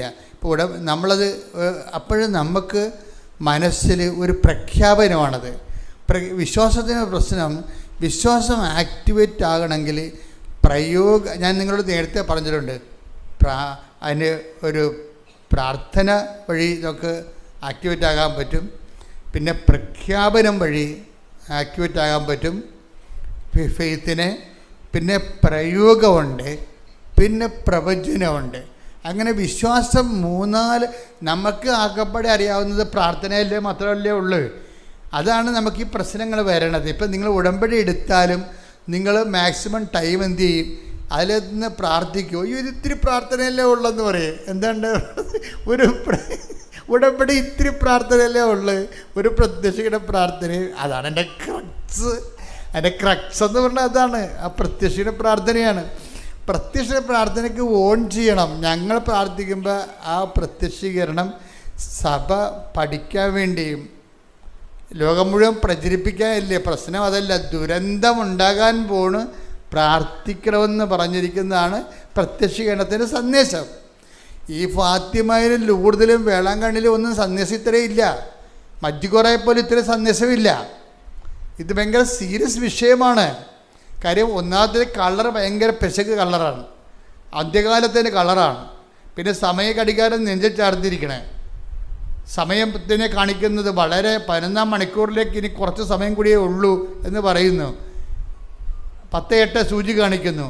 അപ്പം ഈ അവസാന കാലഘട്ടങ്ങളിലേക്ക് ജീവിക്കുമ്പോൾ ദുരന്തമുണ്ടാകാൻ പോണത്. അപ്പോൾ വരുന്ന ദുരന്തത്തിനെ പ്രതിരോധിക്കാൻ വേണ്ടി പ്രാർത്ഥിക്കണം. അപ്പോൾ ആ സന്ദേശത്തെ കൈമാറുന്നതിന് വേണ്ടിയാണ് ഈ പ്രത്യക്ഷീകരണ പ്രാർത്ഥന ചെല്ലണത്. അല്ലാതെ നിങ്ങളിങ്ങനെ എടുത്ത് രാവിലെ ഞാൻ പ്രത്യക്ഷ പ്രാർത്ഥനയെന്ന് പറഞ്ഞിട്ട് കുറേ സാധനം ചെല്ലിപ്പിടിക്കും. എന്താണെന്ന് അവർക്കറിയാൻ പാടില്ല, ചിലവർക്കറിയാൻ പാടില്ല. അവിടെ എഴുതി കിടക്കണ വായിക്കുക, എന്താണ് പ്രത്യക്ഷീകരണം, ആരാണ് ആ പോയി, എന്താ ഒന്നും അറിയാൻ വെറുതെ കാഴ്ച വിടുകയാണ്. അതല്ല, അത് ഓൺ ചെയ്യണം. പ്രത്യക്ഷീകരണം ദൈവം ചെയ്ത കാര്യമല്ലേ. നിങ്ങൾക്ക് തോന്നുന്നുണ്ടോ കൃപാസനത്തിൽ പ്രത്യക്ഷപ്പെട്ട അമ്മ ഇത് ഇങ്ങനെ പ്രത്യക്ഷപ്പെടണമെങ്കിൽ എനിക്ക് എൻ്റെ മനസ്സിൽ പരിശുദ്ധാത്മ പറഞ്ഞിരിക്കുന്നത് അപ്പായോട് പറഞ്ഞിട്ടാണ് ഇതെല്ലാം സംഭവിച്ചിരിക്കുന്നത്. അപ്പായും ഈശോയും തമ്മിലുള്ള ഡിസ്കഷൻ്റെ വെളിച്ചത്തിലാണ് ഈ കൃപാസനത്തിൽ ഈ പ്രത്യക്ഷീകരണം നടന്നിരിക്കുന്നത്. അല്ലെങ്കിൽ ഇത്രയും വെറൈറ്റി ആയിട്ടുള്ള കാര്യങ്ങൾ വരേണ്ട കാര്യമില്ല. സിമ്പിളായിട്ടുള്ള സംഭവം, ആരുടെയെങ്കിലും ഇങ്ങനെ പാല് കൊടുക്കുന്നു, അല്ലെങ്കിൽ അതുപോലെ തന്നെ ബാലിനെ കാല് സുഖപ്പെടുന്നു, അങ്ങനെയുള്ള സിമ്പിളല്ല വിഷയം. അല്ലെങ്കിൽ ജപമാല കൊടുക്കുന്നു, അല്ലെങ്കിൽ അമലോത്ഭവമാണെന്ന് പറയുന്നു, അതുപോലെ ഒരു സിമ്പിൾ വിഷയമല്ല ഇത്. ഇത് ലോകത്തെ മുഴുവനും ബാധിക്കുന്ന വിഷയമാണ്. ഇപ്പം നമ്മളിപ്പോൾ വന്നുകൊണ്ടിരിക്കുന്ന എല്ലാ വിഷയങ്ങൾക്കും അതുകൊണ്ടാണ് നമ്മൾ പ്രത്യക്ഷ പ്രാർത്ഥനയിൽ പ്രകൃതിയുടെ സംരക്ഷണത്തിന് വേണ്ടി പ്രപഞ്ച പ്രകൃതിയെ മാതാവിനെ ഏൽപ്പിക്കാൻ പറയേണ്ട കാര്യം അതാണ്. അത് പോപ്പ് ചെയ്യേണ്ട കാര്യമാണ്. പ്രപഞ്ച പ്രകൃതിയെ, അല്ലാതെ നിങ്ങളെ പ്രത്യക്ഷീകരണം സഭ ഏറ്റെടുത്തിട്ട് അതിൻ്റെ പേരിൽ പുതിയ കാശ് അടിച്ചിറക്കാനല്ല. അതിൻ്റെ പേരിൽ ജനങ്ങളെ പ്രാർത്ഥിച്ച് അനുഭവങ്ങൾ ഉണ്ടാകുക എന്ന് മാത്രമല്ല ഉദ്ദേശം. ഈ പ്രപഞ്ച പ്രകൃതിയെ മുഴുവനും ഭൂസ്വർഗങ്ങളുടെ രാജ്ഞിയായ പരിശുദ്ധ അമ്മയ്ക്ക് സഭ പ്രതിഷ്ഠിക്കണം. കാര്യം ഈ സഭ പ്രതിഷ്ഠിക്കുന്നതോടു കൂടിയാണ് മാതാവിനെ ഇപ്പം ഇതാ നിൻ്റെ മകൻ എന്ന് പറയുമ്പോൾ ഈ മനുഷ്യനും മനുഷ്യനോട് ബന്ധപ്പെട്ട് ബാധിക്കുന്ന എല്ലാ വിഷയങ്ങളും ഈ ഇതാ നിൻ്റെ മകനെന്ന് പറയുന്ന ആ കുരിശിലെ അവസാന വചനങ്ങളിലുണ്ട്. ഈ അമ്മയ്ക്കാണ് അത് ഏൽപ്പിച്ചിരിക്കുന്നത്. ഈ അമ്മയ്ക്ക് എന്താണ്, ഈശോ കുരിശിൽ നിന്ന് രക്തപങ്കലിനായി നിൽക്കുന്ന സമയത്ത്, മരണശ്വാസം വലിക്കുന്ന സമയത്തുള്ള ഏറ്റവും പ്രധാനപ്പെട്ട കാര്യമല്ലേ അവസാന നിമിഷം പറയണത്. ഇപ്പം നമ്മുടെ അപ്പന്മാർ മരിക്കാന്നായാലും അമ്മമാർ മരിക്കാന്നായാലും മരിക്കാൻ നേരത്ത് പറയണ വിഷയങ്ങൾ ആര് പറയണമെങ്കിൽ എന്താണ്, നിങ്ങൾ അടുക്കളയിൽ ഇറമ്പത്ത് കിടക്കണ വിറക് വാരി മഴ വരാൻ പോണെന്നൊക്കെയാണ് പറയണത്. അമ്മ മരിക്കാൻ പോവുകയാണ്. അപ്പം അമ്മക്ക് എന്തോ പറയാറുണ്ട്, ചെല്ല് മക്കളെല്ലാം വിളിക്കുന്നുണ്ട്. അപ്പോൾ അമ്മ ചെല്ലുമ്പോൾ മക്കളെ മഴ വരാൻ പോണ വിറക് വാരി ചാർത്തിലിട്ടേക്കാൻ പറയും. അങ്ങനെയുള്ള നിസ്സാര കാര്യങ്ങളൊക്കെ ഒരു മരിക്കാൻ നേരത്ത് പറയുക ഇല്ല. വളരെ സീരിയസ് കാര്യങ്ങളെ മരിക്കാൻ നേരത്തെ പറയത്തുള്ളൂ. അതാണ് പറയണത്. എന്താണ്, ഇതാ നിൻ്റെ മകൻ. മനുഷ്യരാശിയെ അമ്മയ്ക്ക് ഏൽപ്പിച്ചിരിക്കുകയാണ്. അപ്പം മനുഷ്യരാശിയെ അമ്മയ്ക്ക് ഏൽപ്പിക്കുമ്പോൾ മനുഷ്യനും അവനെ സപ്പോർട്ട് ചെയ്ത് നിൽക്കുന്ന ജീവജാലങ്ങളും വെജിറ്റേഷൻ മുഴുവനും പ്രകൃതിയും എല്ലാം അമ്മയ്ക്ക് ഏൽപ്പിച്ചിരിക്കുകയാണ്. അതാണ് പ്രപഞ്ച പ്രകൃതിയുടെ മാതാവെന്ന് പറയണത്. മനുഷ്യനെ ഏൽപ്പിച്ചിരിക്കുകയാണ് യോഹന്നാനിലൂടെ. നമ്മൾ പറയണത് വിശ്വാസിയെ ഏൽപ്പിച്ചു, ശിഷ്യനെ ഏൽപ്പിച്ചു എന്നൊക്കെയാണ് പറയണത്. പക്ഷേ സത്യം എന്താണ്?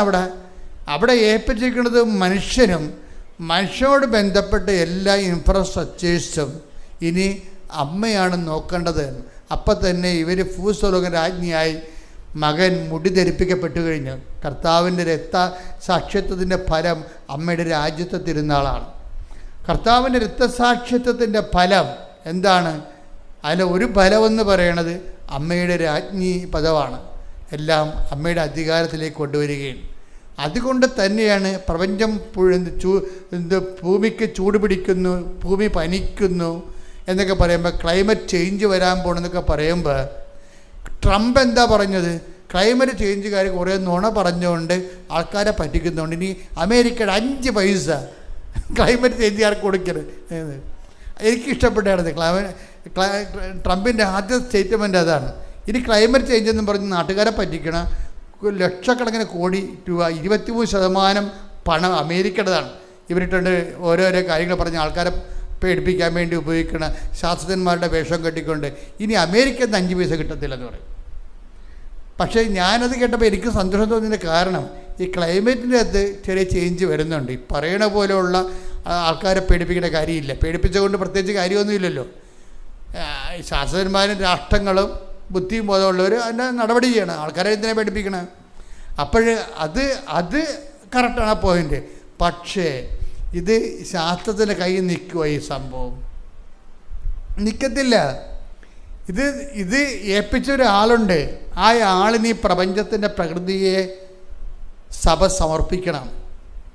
അത് നിങ്ങളുടെ കുടുംബം തൊട്ടും മക്കളെ തൊട്ടും. ഇപ്പം നിങ്ങളുടെ മക്കളെ കഞ്ചാവാണ്, അല്ല നിങ്ങളുടെ മക്കളെ പോലീസ് പിടിച്ചു, അല്ല നിങ്ങളുടെ ഇടയ്ക്കിടെ കള്ളക്കേസ് കൊടുത്തു.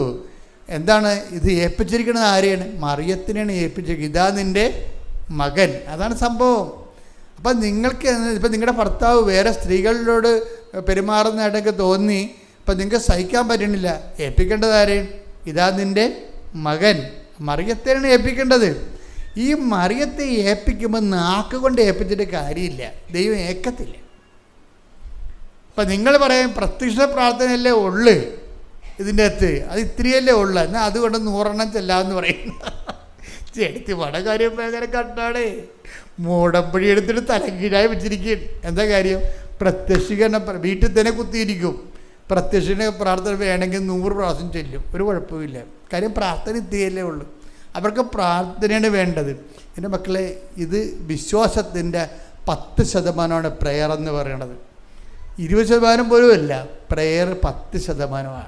ബാക്കി 90% വിശ്വാസ പ്രഖ്യാപനം എന്ന് പറയണത് വേറെ കാര്യങ്ങളാണ്. വിശ്വാസത്തിൻ്റെ പ്രഖ്യാപനത്തിൽ അത് 10% പ്രാർത്ഥനയും ബാക്കി ഉള്ളതെല്ലാം ഒന്ന് പ്രഖ്യാപനമാണ്. ശരിക്കും പ്രഖ്യാപനം എന്ന് പറയുമ്പോൾ എപ്പോഴും നമ്മൾ ശ്രദ്ധിക്കണം. പ്രഖ്യാപനം എന്ന് പറയുമ്പോൾ ഞാൻ എല്ലാ ദിവസവും പറയും, ലിവിങ് ബ്രെഡിലും പറയും, ഇവിടെയും പറയും. കാര്യം ഈ ജനം എല്ലാം പുതിയ ആൾക്കാരാണല്ലോ കൃപാസന്ധ്യ വരണത്. അപ്പോൾ പഴയ ആൾക്കാർക്ക് ചിലപ്പോൾ ബോറടിക്കും. അച്ഛൻ ഇത് എപ്പോഴും അച്ഛൻ ഇത് തന്നെ അറിയാൻ പാടുള്ളതെന്ന്. അങ്ങനെയല്ല, പുതിയ അണ്ണന്മാർ വന്നിരിക്കുകയല്ലേ. കാര്യം ഈ ആഴ്ച തന്നെ ഉടമ്പടി എടുത്തിരിക്കുന്നത് പുതിയ ആൾക്കാരാണ്ട് 3000 മറ്റുമുണ്ട് ഈ മഴക്കാലത്ത് പോലും. ഇതെല്ലാം പുതിയ ആൾക്കാരാണ്. ഇവർക്ക് ഉടമ്പടിയെക്കുറിച്ച് ഒന്നും അറിയത്തില്ല. അതുകൊണ്ട് ഞാനെന്ത് ചെയ്യും? ആദ്യം പോലെ ഇടയ്ക്കിടയ്ക്ക് പറഞ്ഞുകൊണ്ടിരിക്കും, പഴയ കാര്യങ്ങളൊക്കെ പറഞ്ഞുകൊണ്ടിരിക്കും. ഏതാ കാര്യം? ഇത് പഠിക്കേണ്ട ആൾക്കാർ പഠിക്കാതെ ഒന്നും ചെയ്യാൻ പറ്റത്തില്ല. അല്ല പ്രത്യേകിച്ച് പ്രാർത്ഥന 100 പ്രാവശ്യം ചെല്ലാന്ന് പറഞ്ഞ് ഇത് വർക്കൗട്ട് ചെയ്യത്തില്ല. അത് 1 പ്രാവശ്യം ചെല്ലാനേ പറഞ്ഞിട്ടുള്ളൂ. ചിലർ അത് 33 ആക്കും. വേറെ അങ്ങോട്ട് കിട്ടി 33 അത് എടുത്ത് കൊണ്ടുവന്ന് എവിടുന്നാണെങ്കിൽ കർത്താവിൻ്റെ വയസ്സ് 33 അല്ലേ എന്ന് പറഞ്ഞുകൊണ്ടത്. നിങ്ങളിനിയിപ്പോൾ ആദത്തിൻ്റെ വയസ്സ് 120, ഇനി 120 ചെല്ലിക്കും. വയസ്സ് വെച്ച് ചെല്ലണമാണ് ഇതൊക്കെ. 2 വികടന്മാർ ഇറക്കി വിട്ട സാധനമാണിത്. ആ സാധനം എടുത്ത് ഇതിൻ്റെ അകത്ത് കയറ്റും. ഇതിൻ്റെ അകത്തൊന്നും ഇതുമായിട്ടൊരു ബന്ധമില്ല. നിങ്ങൾ പറഞ്ഞിരിക്കേണ്ട പ്രത്യക്ഷ പ്രാർത്ഥന ഒറ്റ പ്രാവശ്യം ഓവർ ചെല്ലുമ്പോൾ വെടിപ്പാട് ചെല്ലണം. ദൈവത്തിന് തോന്നണം. ശ്രദ്ധിക്കട്ടെ. ഹല്ലേലൂയ, ഹല്ലേലൂയ, ഹല്ലേലൂയ, ഹല്ലേലൂയ, ഹല്ലേലൂയ, ഹല്ലേലൂയ. മഹത്വം, മഹത്വം, ആരാധന, ആരാധന. ഹല്ലേലൂയ, ഹല്ലേലൂയ, ഹല്ലേലൂയ, ഹല്ലേലൂയ, ഹല്ലേലൂയ. യേശുവേ നന്ദി, യേശുവേ ആരാധന. ഹല്ലേലൂയ, മഹത്വം, മഹത്വം. ദൈവപിതാവേ നന്ദി, ദൈവപിതാവേ മഹത്വം, ദൈവപിതാവേ ആരാധന. ഹല്ലേലൂയ, ഹല്ലേലൂയ, ആരാധന. ഹല്ലേലൂയ, ഹല്ലേലൂയ, ഹല്ലേലൂയ, മഹത്വം. ഹല്ലേലൂയ, ഹല്ലേലൂയ, ഹല്ലേലൂയ, ഹല്ലേലൂയ. യേശുവേ നന്ദി, യേശുവേ ആരാധന. ഹല്ലേലൂയ.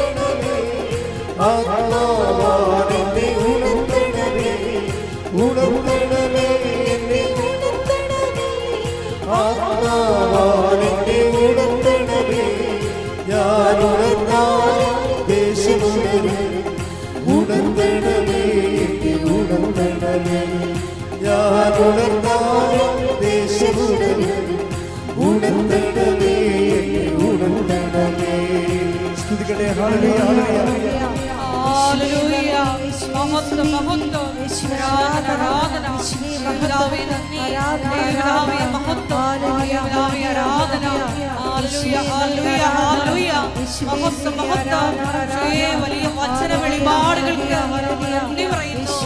ഞങ്ങൾക്ക് അമ്മയെ തന്നതിന് നന്ദി പറയുന്നു.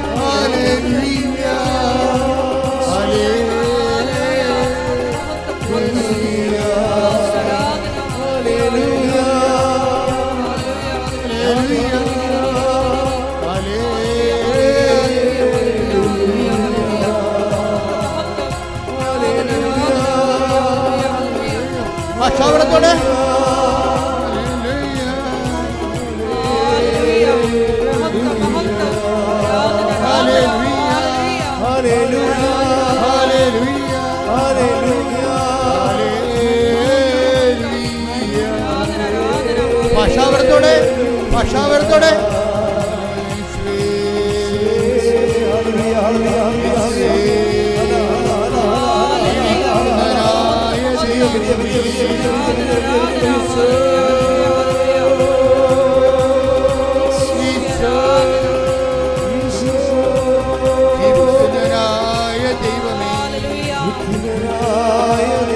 ക്രൂശിക്കപ്പെട്ട ദൈവമേ, ഉയർത്തെഴുന്നേറ്റ ദൈവമേ,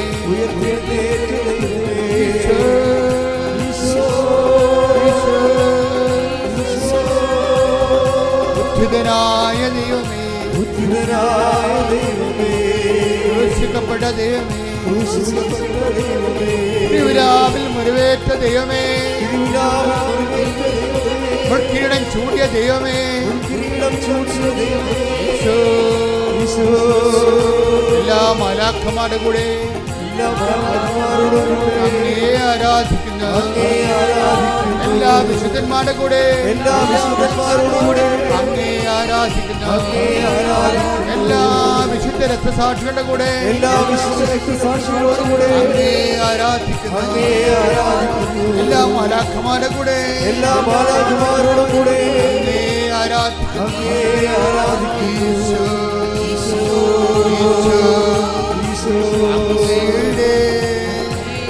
തിരുമുറുവാർന്ന വലത് കരത്താൽ ഓരോ മകനെയോ ഓരോ മകളെയോ ഈ നിമിഷം സ്പർശിക്കണമേ. വൈദ്യാക്കാലം പോലെ ദൈവശക്തിയാൽ അങ്ങയുടെ മക്കള് നിറയട്ടെ. പൈശാചിക ശക്തികള് യേശുവിന്റെ നാമത്തില് വിട്ടുമാറട്ടെ. യേശുവിന്റെ നാമത്തില് മാരക രോഗങ്ങള് സൗഖ്യം പ്രാപിക്കട്ടെ. യേശുവിന്റെ നാമത്തില് തീരാവേദനകള്, ദുരിതങ്ങള്, ജീവ തടസ്സങ്ങള് യേശുവിന്റെ നാമത്തിൽ വിട്ടുമാറട്ടെ. യേശുവിന്റെ നാമത്തിൽ വിട്ടുമാറട്ടെ. ഞങ്ങൾ ബലം പ്രാപിക്കട്ടെ.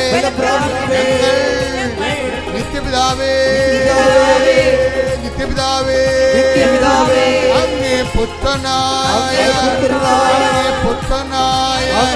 യേശു ക്രിസ്തുവിന്റെ നാമത്തിലെ അങ്ങയുടെ കൈകളെ ഉയർത്തണമേ. എല്ലാ ബലഹീനതകളെ അതിജീവിക്കുവാൻ അങ്ങയുടെ മക്കളെ ശക്തിപ്പെടുത്തണമേ. ഞങ്ങളുടെ മക്കള് വഴിതെറ്റി പോകുന്നവരെ, ഞങ്ങളുടെ കുടുംബങ്ങള് സമാധാനം നഷ്ടപ്പെടുന്നവര്, ജീവിതത്തിന്റെ അനുദിന ജീവിതത്തിന്റെ മാർഗമില്ലാതെ വലയുന്നവരെ എന്ത് ചെയ്യണമെന്ന് ഉറപ്പില്ലാതെ ഉഴലുന്നവരെ ഈ നിമിഷം വഴിയും സത്യവും ജീവനുമായ യേശുവിന്റെ നാമത്തിലെ ബലം പ്രാപിക്കട്ടെ. യേശുവിന്റെ നാമത്തിലെ സൗഖ്യപ്പെടട്ടെ. യേശുവിന്റെ നാമത്തിലെ ശക്തിപ്പെടട്ടെ.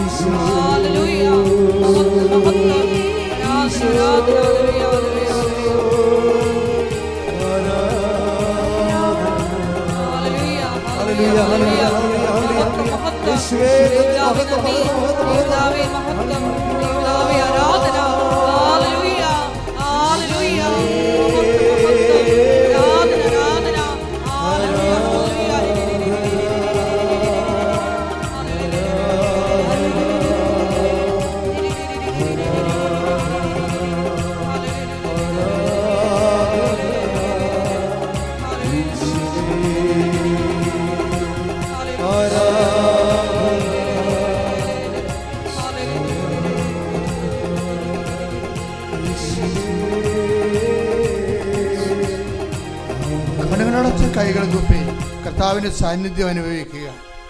കണ്ണുകളടച്ച് കൈകൾ കുപ്പി കർത്താവിൻ്റെ സാന്നിധ്യം അനുഭവിക്കുക. കർത്താവ് നിന്നെ സ്പർശിക്കുന്ന സമയമാണ്. നിമിഷം രോഗമുള്ളിടത്തേക്ക് ഓൺലൈനിൽ പ്രാർത്ഥിക്കുന്നവരും ഇവിടെ തീർത്ഥാടനത്തിൽ പ്രാർത്ഥിക്കുന്നവരും നിന്റെ കൈകളെ നിരോഗാവസ്ഥയിലേക്ക് സമർപ്പിച്ച് പ്രാർത്ഥിക്കാവുന്ന രോഗാതുരമായ സ്ഥലങ്ങളിലെ കഴുത്തിലായാലും ഹൃദയത്തിലായാലും കരളിലായാലും ഉദരത്തിലായാലും എവിടെയാണ് എൻ്റെ ദൈവവേദന നിനക്ക് വേദനയുള്ളത് അവിടെ കർത്താവ് നിന്നെ സ്പർശിക്കുന്ന സമയമാണ്. അമ്മമാതാവ് കാനായിൽ എന്നതുപോലെ അവർക്ക് വീഞ്ഞില്ല, അവർക്ക് സൗഖ്യമില്ല, അവർക്ക് രോഗമാണെന്ന് പറഞ്ഞ് നിനക്ക് വേണ്ടി മധ്യസ്ഥം വഹിക്കുന്ന ആൾത്താരയിലാണ് നീ, ആൾത്താരുടെ മുമ്പിലാണ് നീ നിൽക്കുന്നത്. ദൈവമാണ് നിന്നെ ഇവിടെ കൊണ്ടുവന്നത്.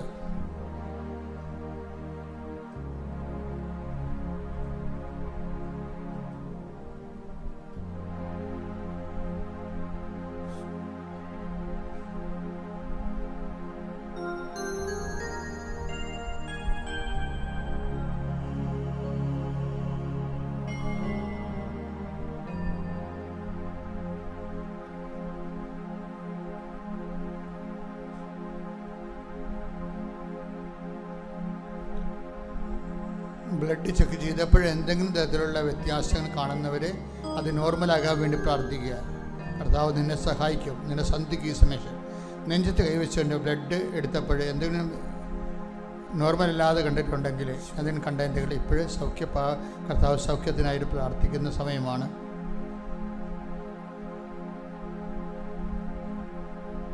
മുടി കൊഴിയുന്നവർ, ചുണ്ടയിൽ ശരീരത്തിലും പാണ്ട് വരുന്നവർ അവരെല്ലാം സമർപ്പിച്ച് പ്രാർത്ഥിക്കുന്നു. അലർജി രോഗികളെ സമർപ്പിച്ച് പ്രാർത്ഥിക്കുന്നു. കൈകാലുകൾ നീതി കെട്ടുന്നവർ, ഉറങ്ങി എഴുന്നേൽക്കുമ്പോൾ തന്നെ ഇയർ ബാലൻസ് പോകുന്നവർ, അവിടെ ഇവിടെയും കഷത്തും മുഴയും കുരുവൊക്കെ കുരുവപ്പെട്ട് വരുന്നവർ സമർപ്പിച്ച് പ്രാർത്ഥിക്കുന്നു. അറിയാതെ ബ്ലഡ് പോകുന്നവരും ദിവസങ്ങളോളം ബ്ലീഡിങ് നിൽക്കുന്നവരും അത് പൂർണ്ണമായ സൗഖ്യത്തിനായി പ്രാർത്ഥിക്കുന്നു. വല്ലാത്ത ശരീരവേദന, എപ്പോഴും ഉദരത്തിൽ കുത്തി വേദനയുള്ളവരെ സമർപ്പിച്ച് പ്രാർത്ഥിക്കുന്നു. മക്കളില്ലാത്തവരെ സമർപ്പിച്ച് പ്രാർത്ഥിക്കുന്നു. പഞ്ചേന്ദ്രിയങ്ങൾ, കണ്ണ്, കാത്, മൂക്ക്, ഇതെല്ലാം പലതരത്തിൽ കാഴ്ചക്കുറവുള്ളവർ, കേൾവിക്കുറവുള്ളവർ, മൂക്കിൽ ദശ വളരുന്നവർ സമർപ്പിച്ച് പ്രാർത്ഥിക്കും. കർത്താവ് നിന്നെ സ്പർശിക്കുന്ന സമയമാണിത്. അടിപ്പിണർ പോലെ വൈദ്യാഘാതം ദൈവികമായ ശക്തി പരിശുദ്ധ പ്രത്യക്ഷപ്പെട്ട ദൈവികമായ നിമിഷങ്ങളിൽ സന്നിധാനത്തിൽ നിന്നുകൊണ്ട് അമ്മ നിനക്ക് വേണ്ടി മധ്യസ്ഥിക്കുന്നു. യേശുവിൻ്റെ നാമത്തിൽ സൗഖ്യപ്പെടുന്നത് ശ്രുതികട്ടെ. ഹല്ലേലൂയ, ഹല്ലേലൂയ, ഹല്ലേലൂയ, ഹല്ലേലൂയ, ഹല്ലേലൂയ.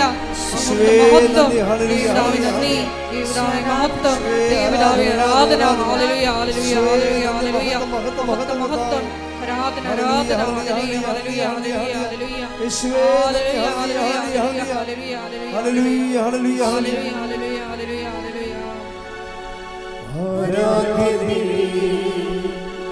പരിശുദ്ധനേ പരമോന്നതാ.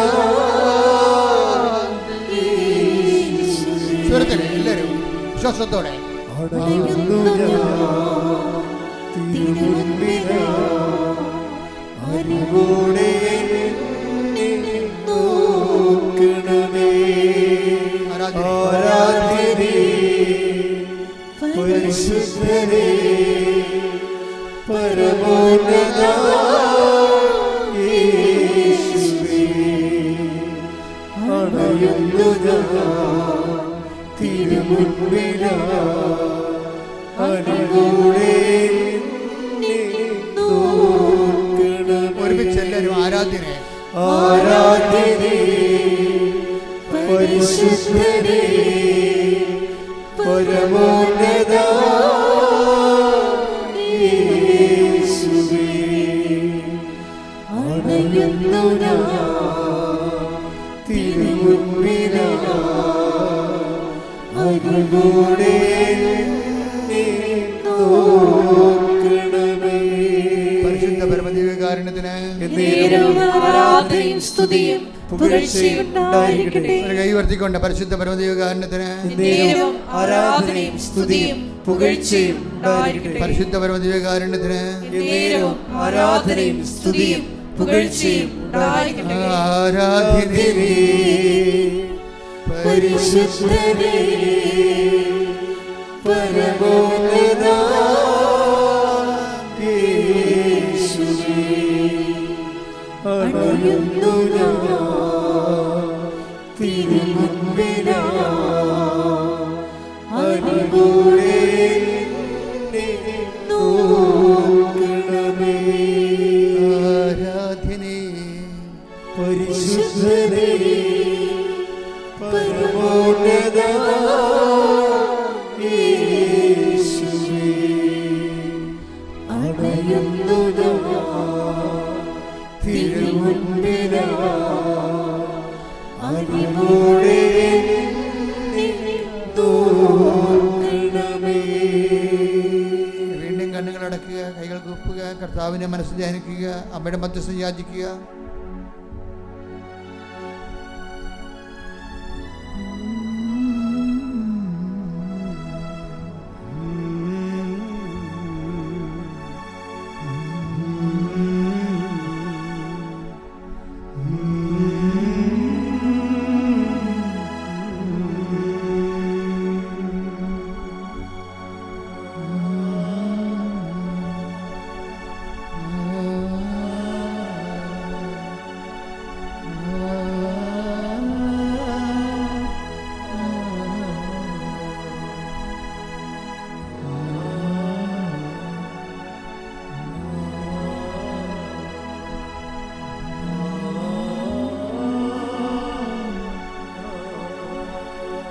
എൻ്റെ പ്രിയപ്പെട്ടവരെ, അമ്മയെപ്പോലെ ഭൗതിക സാഹചര്യങ്ങളിൽ യേശുവിനെ ഇടപെടുത്തി ആരുമില്ല.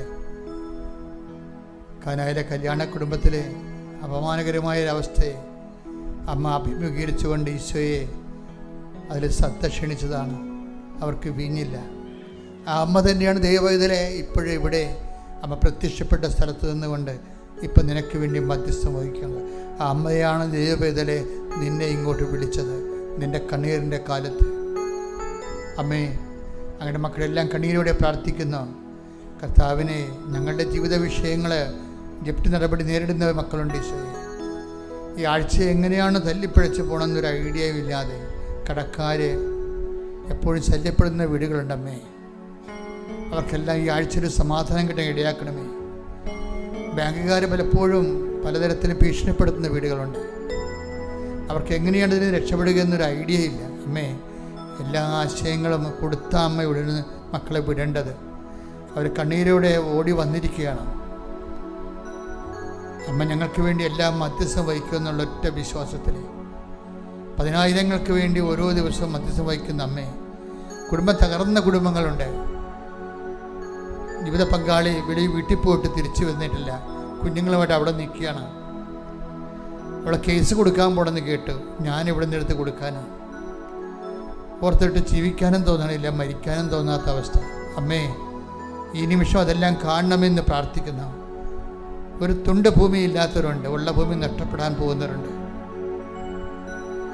ഉള്ള ആസ്തിയേക്കാൾ കൂടുതൽ കടമുള്ളവരുണ്ട്.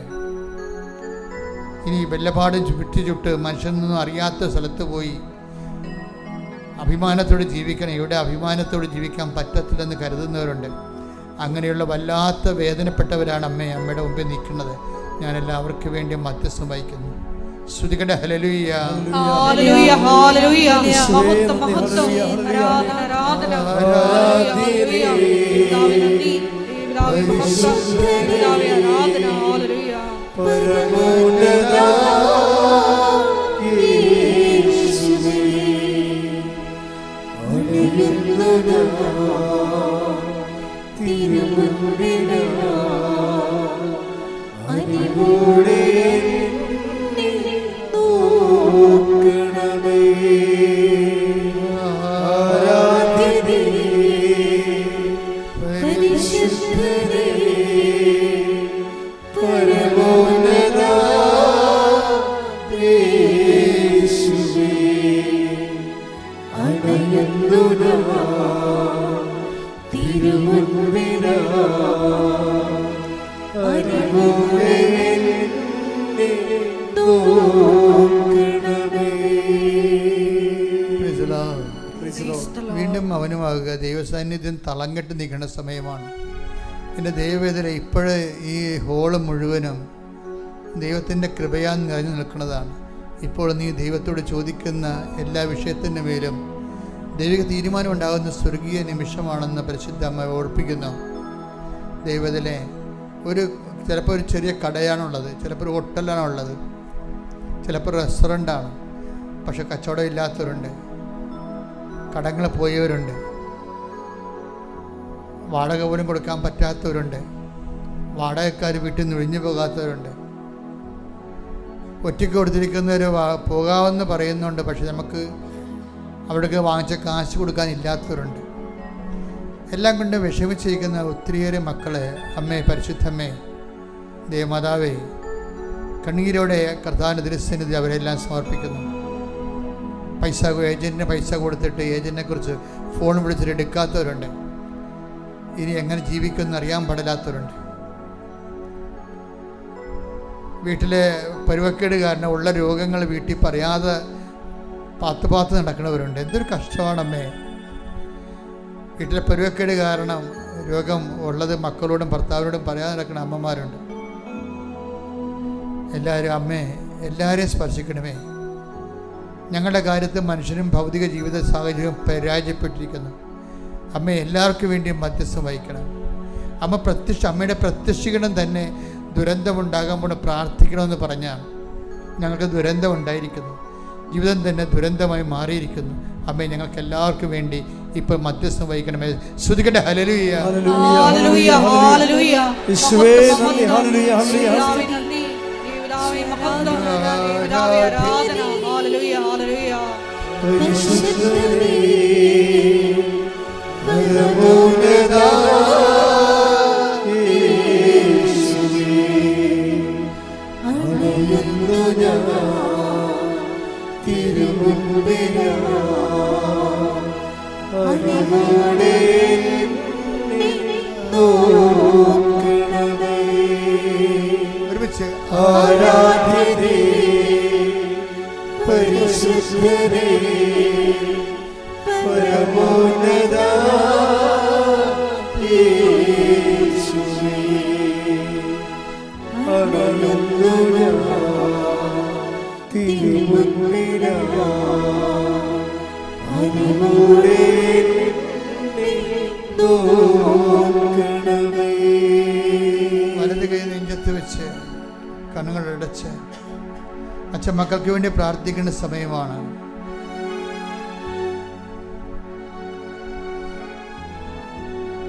നമ്മെ കുഞ്ഞുങ്ങളെ സംബന്ധിച്ച് പ്രാർത്ഥിക്കുന്നു, അവരുടെ പഠനങ്ങളെ സംബന്ധിച്ച് പ്രാർത്ഥിക്കുന്നു. ഒരു കുഞ്ഞ് ജനിച്ചുള്ള അതിന് ഓട്ടിസമായിപ്പോയി. ഇനി ഒരു കുഞ്ഞിനെ ജനിപ്പിക്കാൻ ധൈര്യമില്ല, ഇതും അതും ഇങ്ങനെയായി പോകുമെന്ന് ഓർത്തിട്ട് സങ്കടപ്പെടുന്നവരെ അവർക്ക് തീരുമാനം എടുക്കാൻ സഹായിക്കണമെന്ന് പ്രാർത്ഥിക്കുന്നു. ഈശോ അങ്ങനെ വലതുകരം എല്ലാ കുടുംബങ്ങളിലും നീട്ടണമേ എന്ന് പ്രാർത്ഥിക്കുന്നു.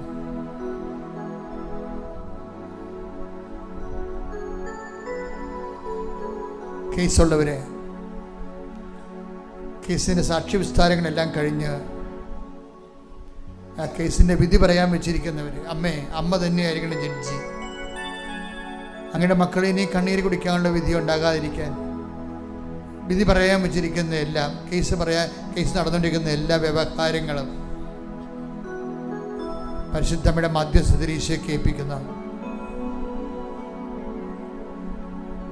വിസ നഷ്ടപ്പെട്ടവരുണ്ട്, വിസ പുതുക്കി കിട്ടാത്തവരുണ്ട്,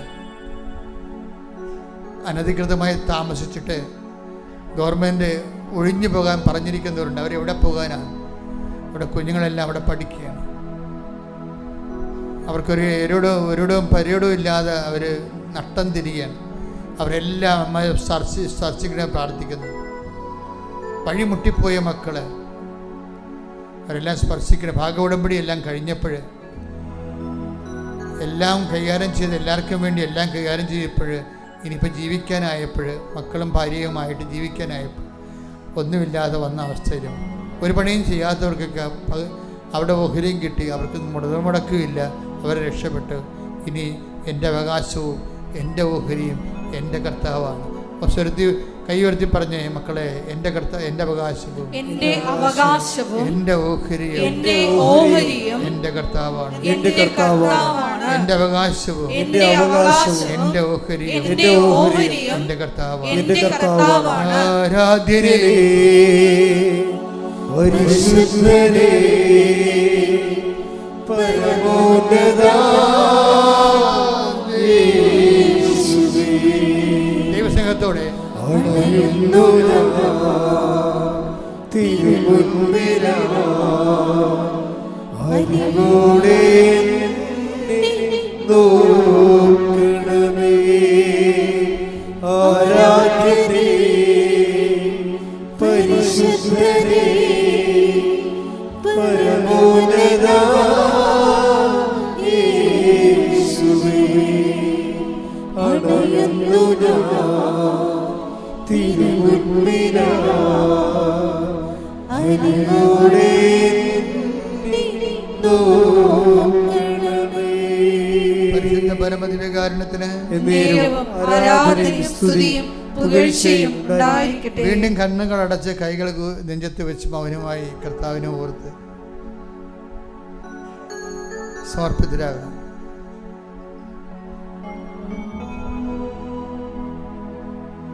നമ്മെ പഠിക്കുന്ന മക്കളെ സംബന്ധിച്ച് പ്രാർത്ഥിക്കുന്നു.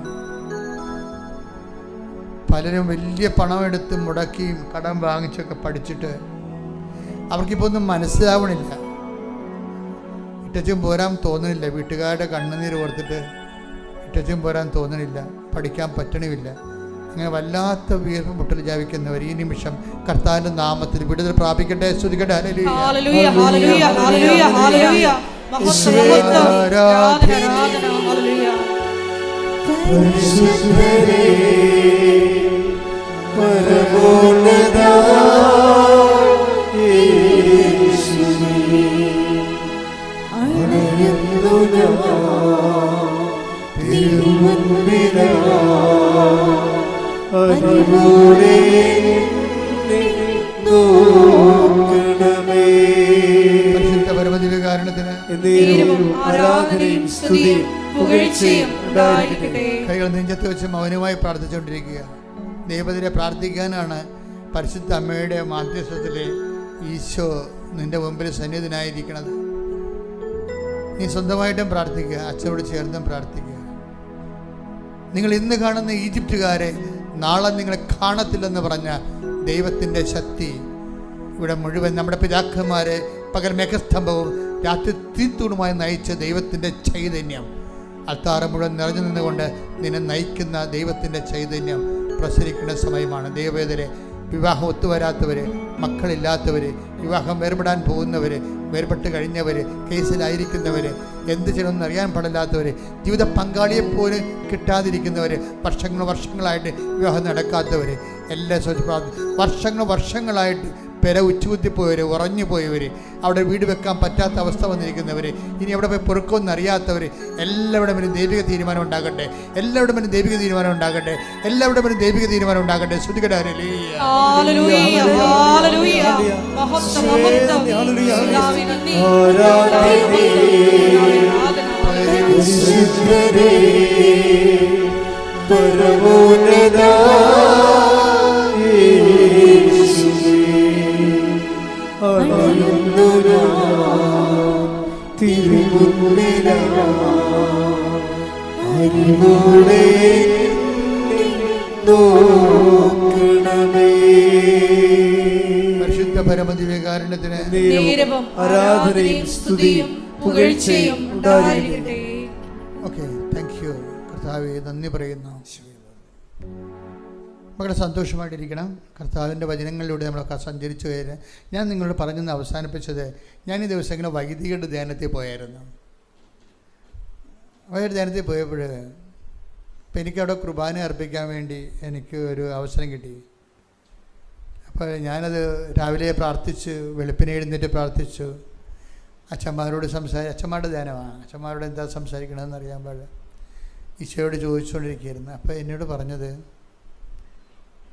ഞാൻ അവരോട് പറഞ്ഞു, നീ ഇപ്പം 40 കൊല്ലം ആകുമ്പോൾ അച്ഛനായിട്ട് പൗരോഹിത്യ ജീവിതത്തിൻ്റെ ഏറ്റവും വലിയ റിസ്ക് എന്ന് പറയണത് നമ്മൾ പുരോഹിതനാണെന്ന് ദൈവത്തെ ബോധ്യപ്പെടുത്തുകയാണ്. നിങ്ങളൊക്കെ പെട്ടെന്ന് ബോധ്യപ്പെടുത്താൻ കഴിയും. ഒന്ന് ചിരിച്ച് കാണിച്ച് കൈ വെച്ചൊക്കെ പ്രാർത്ഥിക്കുമ്പോൾ നിങ്ങൾ നല്ല അച്ഛനാണെന്ന് പറയും. നിങ്ങൾ എത്രയോ പേരെ നല്ല അച്ഛനാണെന്ന് പറഞ്ഞിരിക്കുന്നത്. പക്ഷേ ഏറ്റവും വലിയ പ്രോബ്ലം ഉള്ളത് ദൈവത്തെ ഞാൻ പുരോഹിതനാണെന്ന് ബോധ്യപ്പെടുത്താൻ വലിയ പ്രശ്നമാണ്. ഈ റിസ്ക് എല്ലാവർക്കും തന്നെ വരുന്നുണ്ട്. ഞാൻ ക്രിസ്തുവിനെ സ്നേഹിക്കുന്നുവെന്ന്, ക്രിസ്തുവിൽ വിശ്വസിക്കുന്നുവെന്ന് ദൈവത്തെ ബോധ്യപ്പെടുത്താൻ വലിയ പാടാണ്. നിങ്ങൾ ഉടമ്പടിയിലൂടെ ചെയ്യേണ്ടത് ഇതാണ്. ഇതിൻ്റെ റിസ്ക് ഫാക്ടർ നിങ്ങൾ കൺഫ്രണ്ട് ചെയ്യണം. ഇതിൻ്റെ റിസ്ക് ഫാക്ടർ എന്ന് പറയുന്നത് നിങ്ങൾ ഒരു വിശ്വാസിയാണെന്ന് ദൈവത്തെ ബോധ്യപ്പെടുത്തണം. പാടാ, ഭയങ്കര പാടാ. നിങ്ങൾ ഒരു വിശ്വാസിയാകുമ്പോൾ നമ്മൾ നേരത്തെ പറഞ്ഞ പോലെ വിശ്വാസത്തിൽ പല ഘടകങ്ങളുണ്ട്. അതിൽ ഒന്ന് മാത്രമാണ് പ്രാർത്ഥന. രണ്ടാമത്തത് പ്രഖ്യാപനമാണ്. വിശ്വാസ പ്രഖ്യാപനമാണ്. ഞാൻ എല്ലാ ധ്യാനങ്ങളും അത് പറയാറുണ്ട്. വിശ്വാസ പ്രഖ്യാപനത്തിൽ എന്ത് വേണം? ഒരു സമൂഹം വേണം. എന്താ കാര്യം? അത് 10:32 എല്ലാവർക്കും നമുക്കറിയാം. ഇപ്പോൾ കഴിഞ്ഞ ദിവസങ്ങളിൽ ഇയാളില്ലേ നമ്മൾ പറഞ്ഞ കക്ഷി ആകാശിൻ്റെ ഹീറോ. അപ്പോൾ ആകാശ് എന്നോട് അമ്മ പറഞ്ഞത് എന്താണ്? അവൻ്റെ അമ്മ പറഞ്ഞത്, എൻ്റെ മകനെ നീ ഇങ്ങനെ ഈ മുഴയും വെച്ച് ചെത്തിക്കറി കിടന്നു കഴിഞ്ഞാൽ എനിക്ക് സഹിക്കാൻ പറ്റത്തില്ല. അതുകൊണ്ട് ഇത് വേറെ വല്ല മാർഗം അന്വേഷിക്കണം. ഈ അമ്മയെടുത്ത് മാർഗമുണ്ട്, നീ പോയി ഉടമ്പടി എടുത്തിട്ട് ഉടമ്പടി തൈലം തേക്കാൻ പറഞ്ഞു. ഇപ്പോൾ കുറേ നാളായിട്ടുള്ള വേദനയും മുഴയൊക്കെ ഇത് എന്ത് മുഴയാണെന്ന് തീർന്നറിയാതെ പറഞ്ഞ് നടക്കുന്ന ഒരു അവസ്ഥയാണ്. മാനസിക സംഘർഷമുള്ള സമയമാണ്. പക്ഷേ ഇവന് 2-3 ദിവസം ഇങ്ങനെ ഉടമ്പടി തൈലം തേച്ച്, ഈ ഉടമ്പടി തൈലം തേക്കും എപ്പോഴും നമ്മൾ വിശ്വാസ പ്രമാണം ചെല്ലാം മക്കളെ. അതാണ് പ്രഖ്യാപനം എന്ന് പറയണത്. പ്രാർത്ഥനയല്ലത്, പ്രഖ്യാപനം. വിശ്വാസ പ്രമാണം എന്ന് പറഞ്ഞാൽ പ്രാർത്ഥനയല്ല കേട്ടോ. നിങ്ങൾ വിശ്വാസ പ്രമാണം പ്രാർത്ഥന പോലെ ചെല്ലരുത്, അത് പ്രഖ്യാപനമാണ്. ഇപ്പം നമ്മുടെ ഉടമ്പടി തൈലം ഉപ്പൊക്കെ നമ്മൾ തേക്കുമ്പോൾ ഉടമ്പടിയിലുള്ള ഗുണമെന്ന് വെച്ചാൽ കുറേ പ്രയോഗങ്ങളുണ്ട്. ഈ വിശ്വാസം, പ്രാർത്ഥന, അതുപോലെ വിശ്വാസം, പ്രാർത്ഥന, വിശ്വാസം, പ്രഖ്യാപനം, വിശ്വാസം, പ്രയോഗം. ഇപ്പം നമ്മൾ ഉടമ്പടി തൈലം തേക്കുമ്പോൾ സംഭവിക്കണമെന്ന് വെച്ച് കഴിഞ്ഞാൽ അത് പ്രയോഗമാണ് വിശ്വാസത്തിൻ്റെ. ആ പ്രയോഗത്തെ സാധൂകരിക്കുന്നത് പ്രഖ്യാപനമാണ്. നമ്മൾ തൈലമല്ല നമ്മളെ സുഖപ്പെടുത്തുന്നത്. ആരാണ്? യേശുവിൻ്റെ നാമമാണ് സുഖപ്പെടുത്തുന്നത്. അതാണ് അതിൻ്റെ വിഷയം. ആ പ്രയോഗത്തിലുള്ളത് എന്താണ്? യേശുവിൻ്റെ നാമത്തിലാണ് നമ്മൾ വിശ്വസിക്കുന്നത്. അപ്പോൾ അതെപ്പോഴും മനസ്സിലുണ്ടാവില്ല. തൈലം എടുത്തിട്ട് വെളിച്ചെണ്ണ തേക്കുമ്പോൾ നമ്മൾ ഒരു വിശ്വാസപ്രമാണം ചെല്ലുമോ തല കുളിക്കാൻ നേരത്ത്? ഇല്ല. അതുപോലെ അതുകൊണ്ടാണ് ഈ ഉടമ്പടി എടുക്കാത്ത ആൾക്കാർക്ക് നിങ്ങൾ എണ്ണ കൊടുത്തു വിടരുതെന്ന് പറയേണ്ട കാര്യം അതാണ്. ഉടമ്പടി തൈലം ഒരിക്കലും ഉടമ്പടി എടുക്കാത്തവർക്ക് കൊടുത്തു വിടരുത്. നിങ്ങൾക്ക് വേണമെങ്കിൽ പോയിട്ട് ഉടമ്പടി തൈലം തേച്ച് കൊടുക്കുക. അപ്പോൾ ആ തേക്കുമ്പോൾ വിശ്വാസപ്രമാണം ചൊല്ലിയിരിക്കണം. അത് കാര്യം ആക്ടിവേറ്റ് ചെയ്യണമെങ്കിൽ വിശ്വാസപ്രമാണം വേണം. കാരണം വിശ്വാസ പ്രഖ്യാപനമാണത്. യാക്കോബിൻ്റെ ലേഖനം 5-ാം അധ്യായം 14-ാം വാക്യം. നിങ്ങളിൽ ആരെങ്കിലും രോഗിയാണെങ്കിൽ അവൻ സഭയിലെ ശ്രേഷ്ഠന്മാരെ വിളിക്കട്ടെ.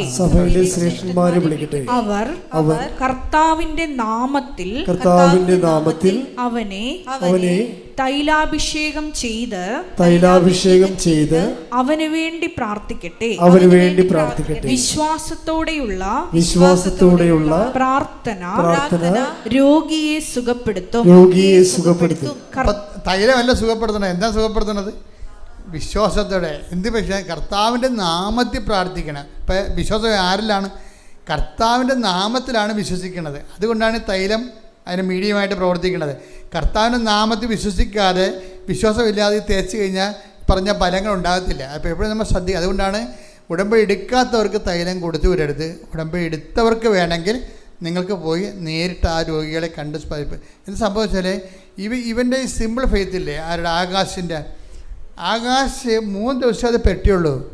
പിന്നെ ആകാശ് പറയണത് ഞാനിത് എഴുന്നേൽക്കുമ്പോൾ തന്നെ തപ്പി നോക്കണം എല്ലാ ദിവസവും. ഈ മുഴ ഉണ്ടായ കാലം പോലെ ഞാൻ ചെയ്യണ പരിപാടിയാണ്. രാവിലെ എഴുന്നേൽക്കുമ്പോൾ തപ്പി നോക്കും. കാര്യം അത് വേദനിക്കണ കാരണം. ഇപ്പം എന്നാ പറ്റണത്? അത് കാണാനില്ലെന്ന്. ഇപ്പം പറയണേ ഇത് എന്താ സംഭവിക്കണമെന്ന് അറിയാൻ പാടില്ല എൻ്റെ ജീവിതത്തിലെന്ന്. എൻ്റെ ജീവിതത്തിൽ എന്താ സംഭവിക്കണം വെച്ചാൽ അവരിതെല്ലാം ആദ്യമായിട്ട് എക്സ്പീരിയൻസ് അല്ലേ. ഇതിങ്ങനെ കാണാനില്ല. എത്രയോ മാസമായിട്ടാവാൻ കഴിഞ്ഞുള്ള അവൻ സാക്ഷ്യം പറയണം. ഇപ്പോഴും അത് കാണാനില്ല, തീർന്നു. അമ്മ അത് ഏറ്റെടുത്ത് കഴിഞ്ഞ്. അതുകൊണ്ടാണ് ഉടമ്പടി തൈലമൊക്കെ ഉപയോഗിക്കുമ്പോൾ എപ്പോഴും നമ്മളത് പ്രയോഗമാണ്, വിശ്വാസത്തിൻ്റെ പ്രയോഗമാണ്. പക്ഷേ പ്രയോഗത്തിനൊരു ഗുണമുണ്ട്. പ്രയോഗം സാധൂകരിക്കണമെങ്കിൽ പ്രഖ്യാപനം ഉണ്ടാകണം. യാക്കോബ് 5:14. നിങ്ങളിൽ ആരെങ്കിലും രോഗിയാണെങ്കിൽ അവൻ സഭയിലെ ശ്രേഷ്ഠന്മാരെ വിളിക്കട്ടെ. അവർ കർത്താവിന്റെ നാമത്തിൽ അവനെ തൈലാഭിഷേകം ചെയ്ത് അവന് വേണ്ടി പ്രാർത്ഥിക്കട്ടെ. അപ്പോൾ ആരുടെ നാമത്തിലാണ് പ്രാർത്ഥിക്കേണ്ടത്? കർത്താവിന്റെ നാമത്തിൽ. അടുത്ത വചനം എന്താണ്? വിശ്വാസത്തോടെയുള്ള പ്രാർത്ഥന രോഗിയെ സുഖപ്പെടുത്തും. അപ്പൊ ആരിലാണ് വിശ്വസിക്കണത്? കർത്താവിന്റെ നാമത്തിലാണ് വിശ്വസിക്കുന്നത്. ഇതാണ് പ്രഖ്യാപനം എന്ന് പറയണത്. ഉടമ്പടി കേൾക്കുമ്പോൾ തൈലം തന്നെ കേൾക്കുമ്പോൾ തന്നെ എടുത്ത് വിടണമല്ല. അത് നമ്മുടെ എന്താണ് ഇത്? അത് മെഡിസിൻ അല്ലത്. അതെന്താണ്? എപ്പോഴും നമ്മൾ ശ്രദ്ധിച്ചേക്കണം. മെഡിസിന് വേണ്ടി തരുന്നതുമല്ലത്. എന്താണത്? അത് വിശ്വാസ പ്രഖ്യാപനത്തിന് വേണ്ടി തരണതാണ്. നിങ്ങൾക്ക് വിശ്വാസ പ്രഖ്യാപനത്തിൻ്റെ ആഴമനുസരിച്ചാണ് ഇത് വർക്കൗട്ട് ചെയ്യണത്. അല്ല, നിങ്ങൾ വർക്കെടുത്തൊരു മാന്ത്രികമായ എന്തോ മാജിക്കാണെന്ന് പറഞ്ഞ് ഇരിക്കരുത്. അതൊന്നും മാന്ത്രിക മാജിക്കൊന്നുമല്ല. അത് ആ 5:13 ബൈബിളിലുള്ള യാക്കോബ് 5:14 എൻ്റെ ഫോർമുല. നിങ്ങൾ കർത്താവിൻ്റെ നാമത്തിൽ തൈലം പൂശുക. പിന്നെ എന്ത് ചെയ്യണം? വിശ്വാസത്തോടെയുള്ള പ്രാർത്ഥന രോഗിയെ സുഖപ്പെടുത്തും. അപ്പോൾ കർത്താവിൻ്റെ നാമത്തിലാണ് വിശ്വസിക്കേണ്ടത്. അല്ല വല്ലാത്തിനും വിശ്വസിച്ചിട്ട് കാര്യമില്ല. യേശുക്രിസ്തുവിൻ്റെ നാമത്തിൽ വിശ്വസിക്കുമ്പോഴാണ് അത് സൗഖ്യമായിട്ട് മാറുന്നത്. അപ്പം അത് എപ്പോഴും നമ്മൾ ശ്രദ്ധിക്കണം. ഇനി നിങ്ങൾ ഉടമ്പടിത്തലത്തെക്കുറിച്ച് മറ്റുള്ളവരോട് പറയുമ്പോഴും അങ്ങനെ പറഞ്ഞു കൊടുക്കാവൂ. നിങ്ങൾ ഭയങ്കര എൻ്റെ നാത്തുവിനെ ഇത്തിരി ഉടമ്പടിത്തലം എന്താണെന്ന് ചോദിക്കത്തില്ലേ?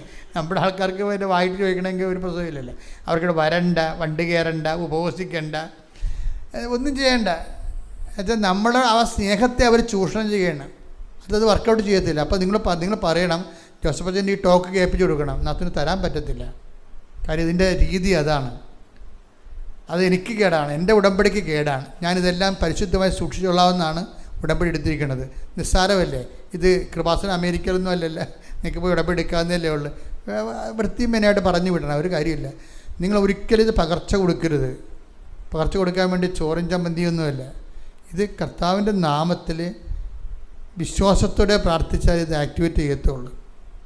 ഇതുപോലെ തന്നെ ഉപ്പിൻ്റെ കാര്യം അങ്ങനെ തന്നെയാണ്. ഇപ്പം തന്നെ ഈ ആകാശിൻ്റെ ഇത് മുഴ തെറിച്ചു പോകുമെന്ന് പറഞ്ഞില്ലേ? ആകാശിൻ്റെ വേറെ പ്രശ്നങ്ങൾ എന്താണ്? ആകാശിന് കുറേ കാര്യം കുടുംബത്തെ ഒന്ന് രക്ഷപ്പെടുത്തി എടുക്കണമെങ്കിൽ കുറേ പാടാണ്. അല്ല, ഒരു പാടെന്ന് പറയുന്നത് ഇവന് പഠിക്കണം. ഇവന് പഠിക്കണമെങ്കിൽ ലോണ് വേണം. ലോൺ ഒരിക്കലും കിട്ടത്തില്ല, 2.5 സെൻറ്റല്ലേ ഉള്ളൂ. അപ്പം അതുകൊണ്ട് ഇവന് ലോൺ കിട്ടത്തില്ല. ഇവന് പഠിക്കേണ്ടതെന്ന് വെച്ച് കഴിഞ്ഞാൽ ഫോറിൽ പോയാണ് പഠിക്കേണ്ടത്. ഈ അമ്മയോടുള്ള ബന്ധങ്ങളൊക്കെ സത്യസന്ധമാണെങ്കിൽ നമുക്ക് എന്ത് വേണമെങ്കിലും നമുക്ക് ആശിക്കാം. കാര്യം അപ്പോഴും അമ്മയ്ക്കായിരിക്കണം ദൈവത്തിനായിരിക്കണം പ്രാധാന്യം. വിഷയത്തിന് പ്രാധാന്യം വെച്ചിട്ട് വിഷയം നേടാൻ വേണ്ടി അമ്മയെ ജാമ്യം നിർത്തണം വെച്ചാൽ അതൊന്നും നടക്കത്തില്ല. നിങ്ങളൊക്കെ ചെയ്യണം അതാണ്. ഒരു പരിപാടിയും ചെയ്യത്തില്ല. ഉടമ്പടിയോട് ബന്ധപ്പെട്ട കാര്യങ്ങളൊന്നും ഉടമ്പടി ചെയ്യേണ്ട പോലെ ചെയ്യത്തില്ല. മറിച്ച് നിങ്ങളുടെ കാര്യം നേടാൻ വേണ്ടി ദൈവത്തെ കൊണ്ടുവന്ന് കരുവ് നിർത്തും. അത് നടക്കത്തില്ല. അതെപ്പോഴും നമ്മൾ ശ്രദ്ധിക്കണം. ഉടമ്പടിയിൽ എന്തൊക്കെയാണ് കൃത്യമായിട്ട് ചെയ്യേണ്ടതെന്ന് ഓർക്കുകയും അത് ഒന്നാമത്തേൽ ഇതിൻ്റെ അകത്ത് ഏറ്റവും പ്രധാനപ്പെട്ടത് എന്താണ്? ഏറ്റവും പ്രധാനപ്പെട്ടത് ഇവാഞ്ചലൈസേഷനാണ്, വിശ്വാസ കൈമാറ്റമാണ്. നിങ്ങൾ ആദ്യം ചെയ്യേണ്ടതെന്ന് വെച്ച് കഴിഞ്ഞാൽ, കർത്താവെ മറ്റുള്ളവർക്ക് പറഞ്ഞു കൊടുക്കാൻ പറ്റിയ ഒരു വിശ്വാസ അനുഭവം എനിക്ക് തരണം പറയണം. അതാണ് ആദ്യം ചെയ്യേണ്ടത്. നിങ്ങൾ ആദ്യം തന്നെ IELTS പാസ്സാകണമെന്നോ അല്ലെങ്കിൽ വസ്തു വിൽക്കണമെന്നോ ജപ്തി മാറണമെന്നല്ല പറയേണ്ടത്. ഉടമ്പടി ഇത് ശരിക്കും ഫയറാണെങ്കിൽ ആദ്യം പ്രാർത്ഥിക്കേണ്ടത് എന്താണെന്ന് അറിയാമോ? കർത്താവെ മറ്റുള്ളവർക്ക് കൈമാറി കൊടുക്കാൻ പറ്റിയ ഒരു അനുഭവം എനിക്ക് തരാൻ പറയണം. എന്നാൽ പിന്നെ ഇത് പെട്ടെന്നാണ് സംഭവം. അതാണ് എല്ലാത്തിനും അതിൻ്റെ ഒരു രഹസ്യ കോഡുണ്ടാകുമല്ലോ. ഇതിൻ്റെ ഒരു വാതിൽ ഇതാണ്.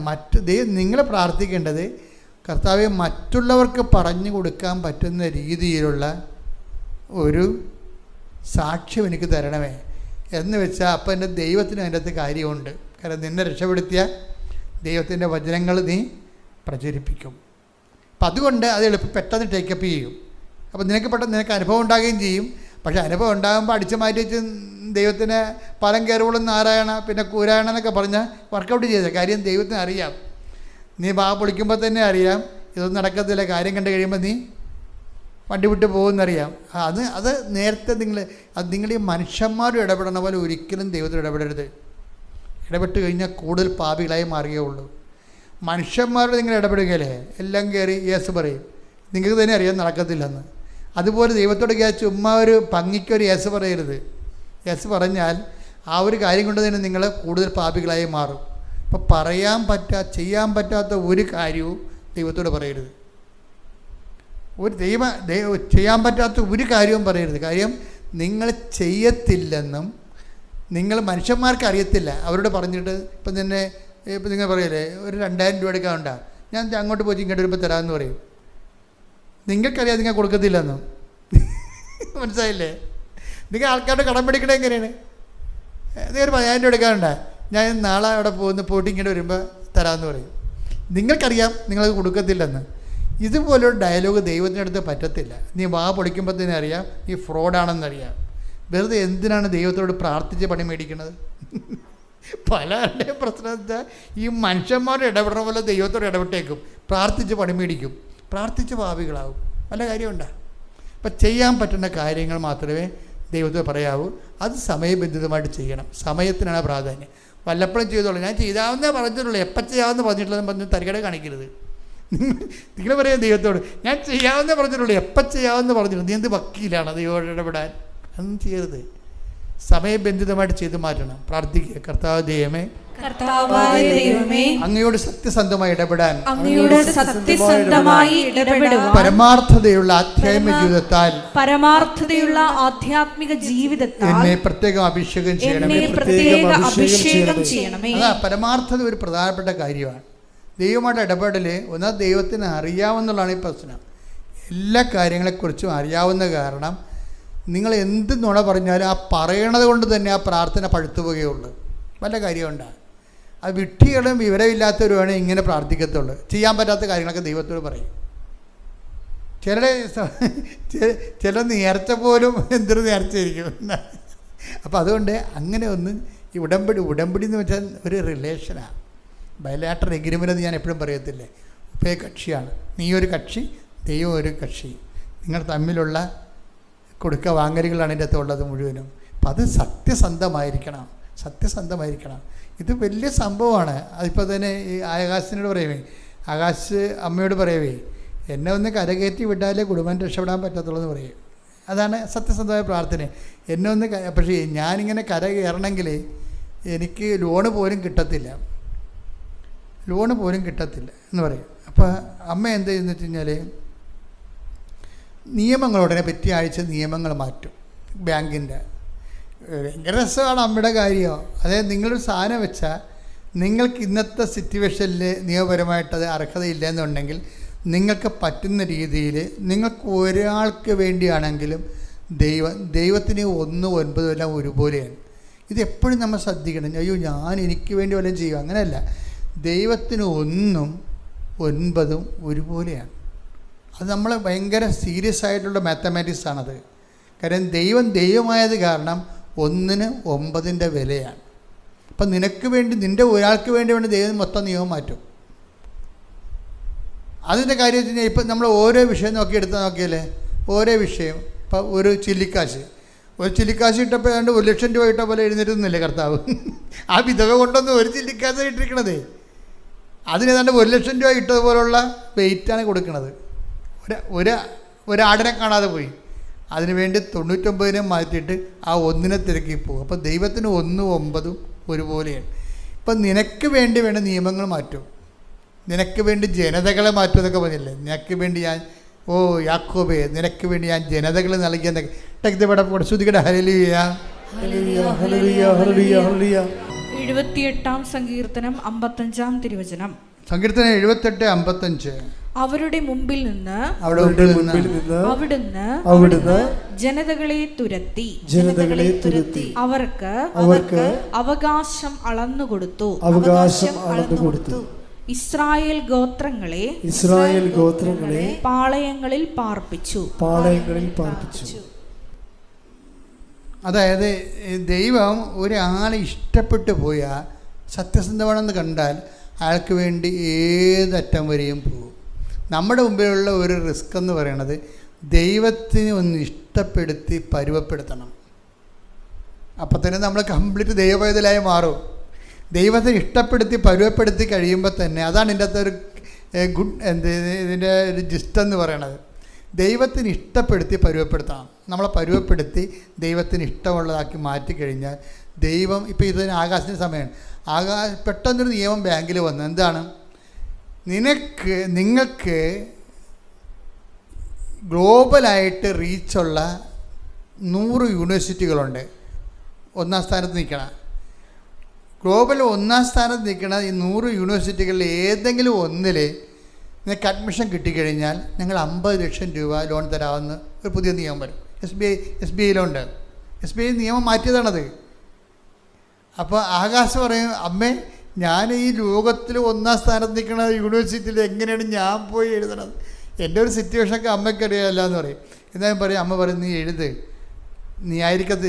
അമ്മയുടെ ഒരു രീതി എന്ന് പറയണത് വേണമെങ്കിൽ അത് ഡിക്റ്റേറ്റ് ചെയ്ത് കൊടുക്കും. അതാണ് രസം. ഭയങ്കര വേറെ ഒരു സാക്ഷിയുണ്ട്. അതായത് നിങ്ങൾ ഓർക്ക് ഇതൊക്കെ എന്ത് അന്ധവിശ്വാസമല്ല. ആത്മീയതയെന്ന് പറയണത് ഭൗതികത അല്ലല്ല. നിങ്ങൾക്ക് ഭൗതികതയാണ് യുക്തി എന്ന് പറയണത്. ഇവിടെ നമ്മൾ പറഞ്ഞ യുക്തിയിലല്ല ഇത് വർക്ക് ചെയ്യണം, ദൈവത്തിൻ്റെ ശക്തിയിലാണ്. മനസ്സിലായില്ലേ? അത് ഫോർമാറ്റ് ചേഞ്ചാണിത്. ഇത് നമ്മുടെ യുക്തിയിലല്ല വർക്ക് ചെയ്യണത്, ദൈവത്തിൻ്റെ ശക്തിയിലാണ് വർക്ക് ചെയ്യണത്.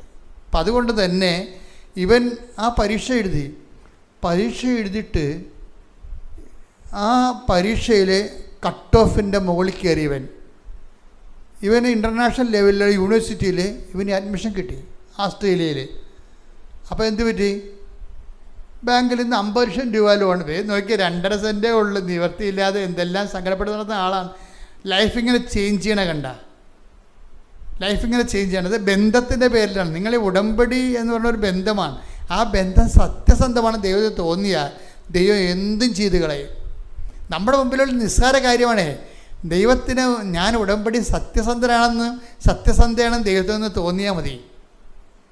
നിങ്ങളിങ്ങനെ 10-12 പത്രം കിട്ടും, ഇത് ആർക്ക് കൊടുക്കും, ഓരോരും പറയുക, ഓട്ടോ കർഷകരും തെറി പറയുക, തള്ളക്കി വിളിക്കുക, അയ്യോ മഴയാണല്ല, മഴ തീരട്ടെന്നൊക്കെ പറഞ്ഞുകൊണ്ട് നനഞ്ഞ് പടഞ്ഞ് വീട്ടിൽ ഇരിക്കും. അങ്ങനെയൊക്കെ ഈ ഉഴപ്പിയാണ് നിങ്ങൾ ഉടമ്പടി കുളമാക്കി കളഞ്ഞത്. അങ്ങനെയല്ല, ഇതെന്ന് ദൈവ പൈതലിൻ്റെ ഒരു വാർഫുട്ട് ആക്ഷനാണ്. യുദ്ധകാലാടിസ്ഥാനത്തിൽ യുദ്ധത്തിൻ്റെ സമയത്ത് മഴ വല്ലതും നോക്കുവാൻ, യുദ്ധമെന്ന് പറയുമ്പോൾ അത് ഉടമ്പടി ഒരു വാർഫുട്ട് ആക്ഷനിൽ എടുക്കണം. ഇത് ഒന്നും നിങ്ങളെ തടസ്സരുത്, ഒന്നും നിങ്ങളെ തടയരുത്. വീട്ടിൽ ബന്ധുക്കൾ മകളെ വന്ന് പ്രസവിച്ചിട്ട് പോട്ടെ, മകളെ പ്രസവിക്കാൻ അവൾക്ക് ഒരു മാസമേ ഉള്ളൂ, അമ്മ എന്താ തിരികെത്തിക്കാത്തത്?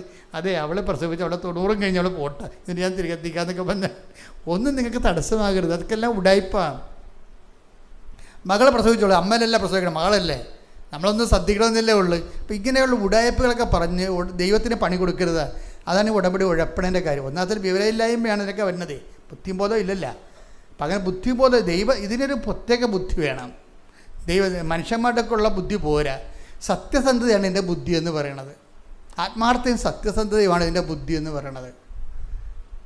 അപ്പം അത് സത്യസന്ധമാണെന്നുണ്ടെങ്കിൽ കണ്ടത് വയ്ക്ക്, ഇവനൊക്കെ അവൻ ഒരു ആഴ്ച കൊണ്ട് ലൈഫ് ചേഞ്ച് ചെയ്യാനുണ്ടല്ല, 50 ലക്ഷം രൂപ അവന് അനുഭവിച്ച്. ഇപ്പം അവൻ വിസ പ്രോസസ്സിലാണ്. അപ്പം എന്താ വിഷയം എന്ന് പറയണത്, ഈ ആകാശമാണെങ്കിൽ തന്നെയും ഓരോരുത്തരും പോയി അവൻ്റെ അനുഭവങ്ങൾ പറഞ്ഞു കൊടുത്തിട്ടാണ് പത്രം കൊടുക്കുന്നത്.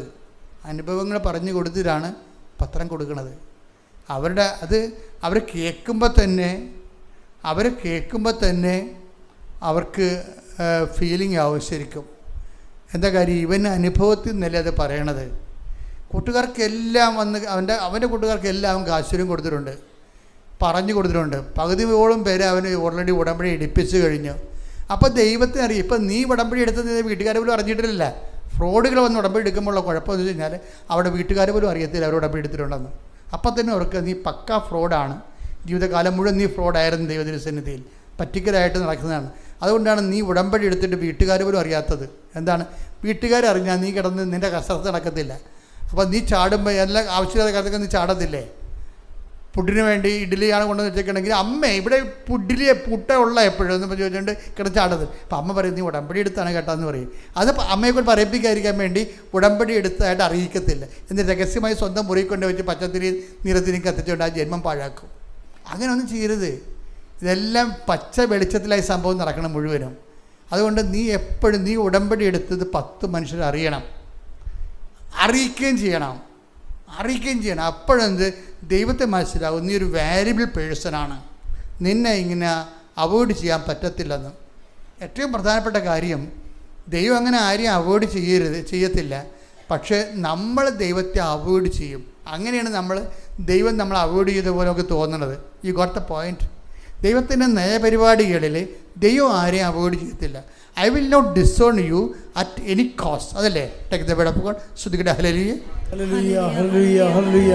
എബ്രായർ 13:5 ഞാൻ നിന്നെ ഒരു വിധത്തിലും ഒരു കാരണവശാലും അവഗണിക്കുകയോ ഉപേക്ഷിക്കുകയോ ഇല്ല എന്ന്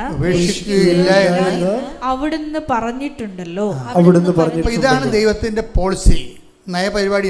ഇതാണ് ഞാൻ നിന്നെ ഒരു കാരണവശാലും, നീ 2 കെട്ടിയതാണെന്നാ, നിൻ്റെ ഭർത്താവ് ഇപ്പോൾ ജീവിച്ചിരിപ്പുണ്ട്, നീക്കൊന്നും ദൈവം നിൻ്റെ ഒരു സങ്കടത്തിൻ്റെ സമയത്ത് ഇത് കണക്കിലെടുക്കത്തില്ല.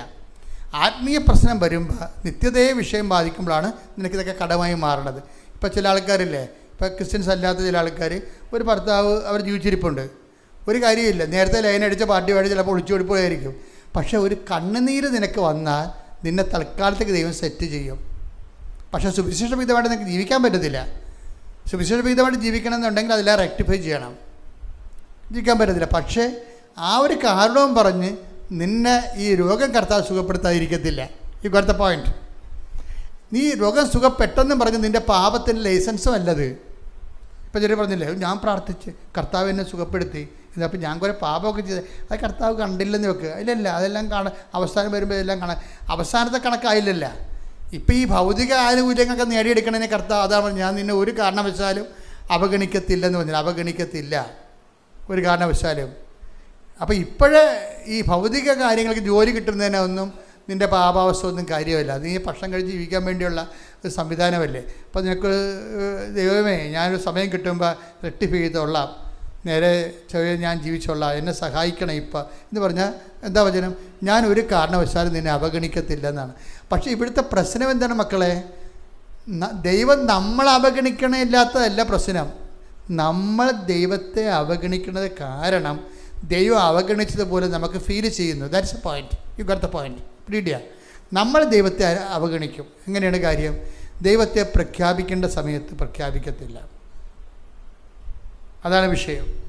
ഇപ്പോൾ ഒരു ചേച്ചി ഞാൻ എപ്പോഴും പറയും, അവരവിടെ അമ്മ മരിച്ചിട്ട് അവർ ഗൾഫിൽ നിന്ന് മസ്കറ്റിൽ നിന്ന് വന്നതാണ് നെടുമ്പാശ്ശേരിയിൽ നിന്ന് പുറത്തിറങ്ങിക്കഴിഞ്ഞപ്പോൾ ആദ്യം ചെയ്തത് എന്താ പറയുക?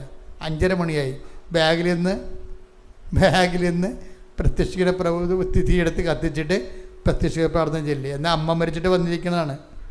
അയ്യോ അമ്മ മരിച്ചതാണല്ല, ഈ പബ്ലിക്കായിട്ട് ഇങ്ങനെ പ്രാർത്ഥിക്കുന്നത് ശരിയാണ്? അങ്ങനെയൊന്നുമല്ല. ഒരു കാരണവശാലും ഞാൻ നിന്നെ അവഗണിക്കത്തില്ലെന്ന് പറയുമ്പോൾ നമ്മൾക്കും അതൊരു ബൈൻഡിങ് ആയിട്ട് വരികയാണ്. ഓപ്പോസിറ്റ് ബൈൻഡിങ് വരും. ഒരു കാരണവശാലും ദൈവം നിന്നെ അവഗണിക്കത്തില്ലെങ്കിൽ നീ എന്ത് ചെയ്യണം? നീ ഒരു കാരണവശാലും ദൈവത്തെ അവഗണിക്കരുത്. That's a point. അത് സീരിയസ് വിഷയമാണ് മക്കളെ. ഇതൊക്കെ പെട്ടെന്ന് ഈ ഉടമ്പടിയിലൊരു ടൈപ്പ് ഉണ്ടാകാൻ വേണ്ടിയാണ് ഞാൻ ഇത് കർത്താവ് ഇതൊക്കെ വെളിപ്പെടുത്തുന്നത്. ദൈവത്തിൻ്റെ നിലപാടിൽ ഒരു കാരണവശാലും അവിടെ നമ്മളെ അവഗണിക്കത്തില്ല. ഒരു കാരണവശാലും അവഗണിക്കത്തില്ലെങ്കിൽ നമ്മളും അതുപോലെ ആയിരിക്കണം. കാര്യം ഈ മ്യൂച്വൽ ബൈൻഡിങ്ങാണ് കർത്താവിൻ്റെ നിയമങ്ങളെല്ലാം. അത് മനസ്സിലായില്ലേ? മ്യൂച്വൽ ബൈൻഡിങ് പരസ്പരം ബാധ്യതയുള്ളതായിട്ടാണ് വചനത്തിൻ്റെ ഒരു സ്ട്രക്ചർ. അതാണ് പരസ്പരം ബാധ്യതകളെയാണ്. ഇപ്പോൾ ഉദാഹരണം, ഇപ്പോൾ നിങ്ങൾ എന്നെ ഗുരുവെന്നും നാഥനെന്ന് വിളിക്കുന്നു, ഗുരുവെന്നും കർത്താവെന്നും വിളിക്കുന്നു അല്ലേ? അത് ശരിതാണ്. ഞാൻ നിങ്ങളുടെ ഗുരുവും കർത്താവുമാണ്. നിങ്ങളുടെ ഗുരുവും കർത്താവായി ഞാൻ നിങ്ങളുടെ പാദങ്ങൾ കഴിയുമെങ്കിൽ നിങ്ങൾ take the bed of God, പരസ്പരം പാദങ്ങൾ. അത് മ്യൂച്വൽ ബൈൻഡിങ്ങാണ് കർത്താവിൻ്റെ നിയമങ്ങൾ. ഇപ്പം കർത്താവ് ഞാൻ take the bed of God. ശ്രദ്ധിക്കട്ടെ. ഹല്ലേലൂയ. യോഹന്നാൻ 13:14. യോഹന്നാൻ 13:14. നിങ്ങളുടെ കർത്താവും ഗുരുവുമായ ഞാൻ നിങ്ങളുടെ പാദങ്ങൾ കഴുകിയെങ്കിൽ നിങ്ങളും പരസ്പരം പാദങ്ങൾ കഴുകണം. ഇതാണ് മ്യൂച്വൽ ബൈൻഡിങ് എന്ന് പറയുന്നത്. ഇപ്പം കർത്താവ് എന്താ പറയുന്നത്? ഞാൻ ഒരു കാരണവശാലും നിങ്ങളെ 13:5 അവഗണിക്കത്തില്ല. അത് കാരണം നിങ്ങളും ഒരു കാരണവശാലും എന്നെയും അവഗണിക്കരുത്. ഈ അടുത്ത പോയിന്റ്. മുട്ട നിൽക്കുക. കണ്ണടച്ച് കൈകൾ കൂപ്പി സഭാപനാശീർവാദം സ്വീകരിക്കാം. കർത്താവേ, ഞങ്ങളോട് നീ എന്തെല്ലാം ദൈവികമായ രഹസ്യങ്ങൾ വെളിപ്പെടുത്തി, എല്ലാത്തിനും നന്ദി പറയുന്നു. അങ്ങയുടെ മക്കൾ കൊതിയോടെയും സ്നേഹത്തോടെയും അങ്ങയുടെ തിരുസന്നിധിയിൽ നിന്ന് അതിനെല്ലാം സ്തോത്രം ചെയ്യുന്നു. കർത്താവിൽ നിൻ്റെ തിരുമുറുവാർന്ന വലതുകരം അങ്ങയുടെ മക്കളുടെ ശിരസിൽ വെക്കണം. മക്കളെ, വ്യക്തിപരമായ ആവശ്യങ്ങൾക്ക് വേണ്ടി മൗനമായി പ്രാർത്ഥിക്കേണ്ട സമയമാണിത്. ഇപ്പോൾ ആശീർവാദത്തിൻ്റെ സമയമാണ്. കർത്താവിൽ നിൻ്റെ വിശുദ്ധ പൗരോഹിത്യത്തെ മഹത്വപ്പെടുത്തണം. കർത്താവിൽ സഭയിലുള്ള സാന്നിധ്യം പ്രകടമാക്കണം. അടിപ്പഴ പോലെ വൈദാഘാതം പോലെ ദൈവികമായ ശക്തി അങ്ങയുടെ മക്കളുടെ മേൽ തളിക്കണമെന്ന് പ്രാർത്ഥിക്കുന്നു. മാരക രോഗങ്ങൾ, തീരാവ്യാധികൾ, ജീവദുരിതങ്ങൾ, വഴിമുട്ടി ഗതിമുട്ടി നിൽക്കുന്ന മക്കൾക്കെല്ലാം പുതിയ വാതിൽ തുറക്കട്ടെ. കർത്താവ്, നീയാകുന്ന വഴി, നീയാകുന്ന വാതിൽ, നിന്റെ വാതിൽ ഞങ്ങളുടെ മുമ്പിൽ യേശുവിന്റെ നാമം തുറക്കട്ടെ. ശ്രുതിക്കട്ടെ. ഹല്ലേലൂയ, ഹല്ലേലൂയ, ഹല്ലേലൂയ, ഹല്ലേലൂയ, ഹല്ലേലൂയ. മഹത്വം, മഹത്വം, ആരാധന, ആരാധന. ഹല്ലേലൂയ, ഹല്ലേലൂയ, ആരാധന, ആരാധന. മഹത്വം, മഹത്വം, ഹല്ലേലൂയ, ഹല്ലേലൂയ, ഹല്ലേലൂയ, ഹല്ലേലൂയ, ഹല്ലേലൂയ. മഹത്വം മഹത്വം ആരാധന ആരാധന ആരാധന ആരാധന ആരാധന. ഹല്ലേലൂയ.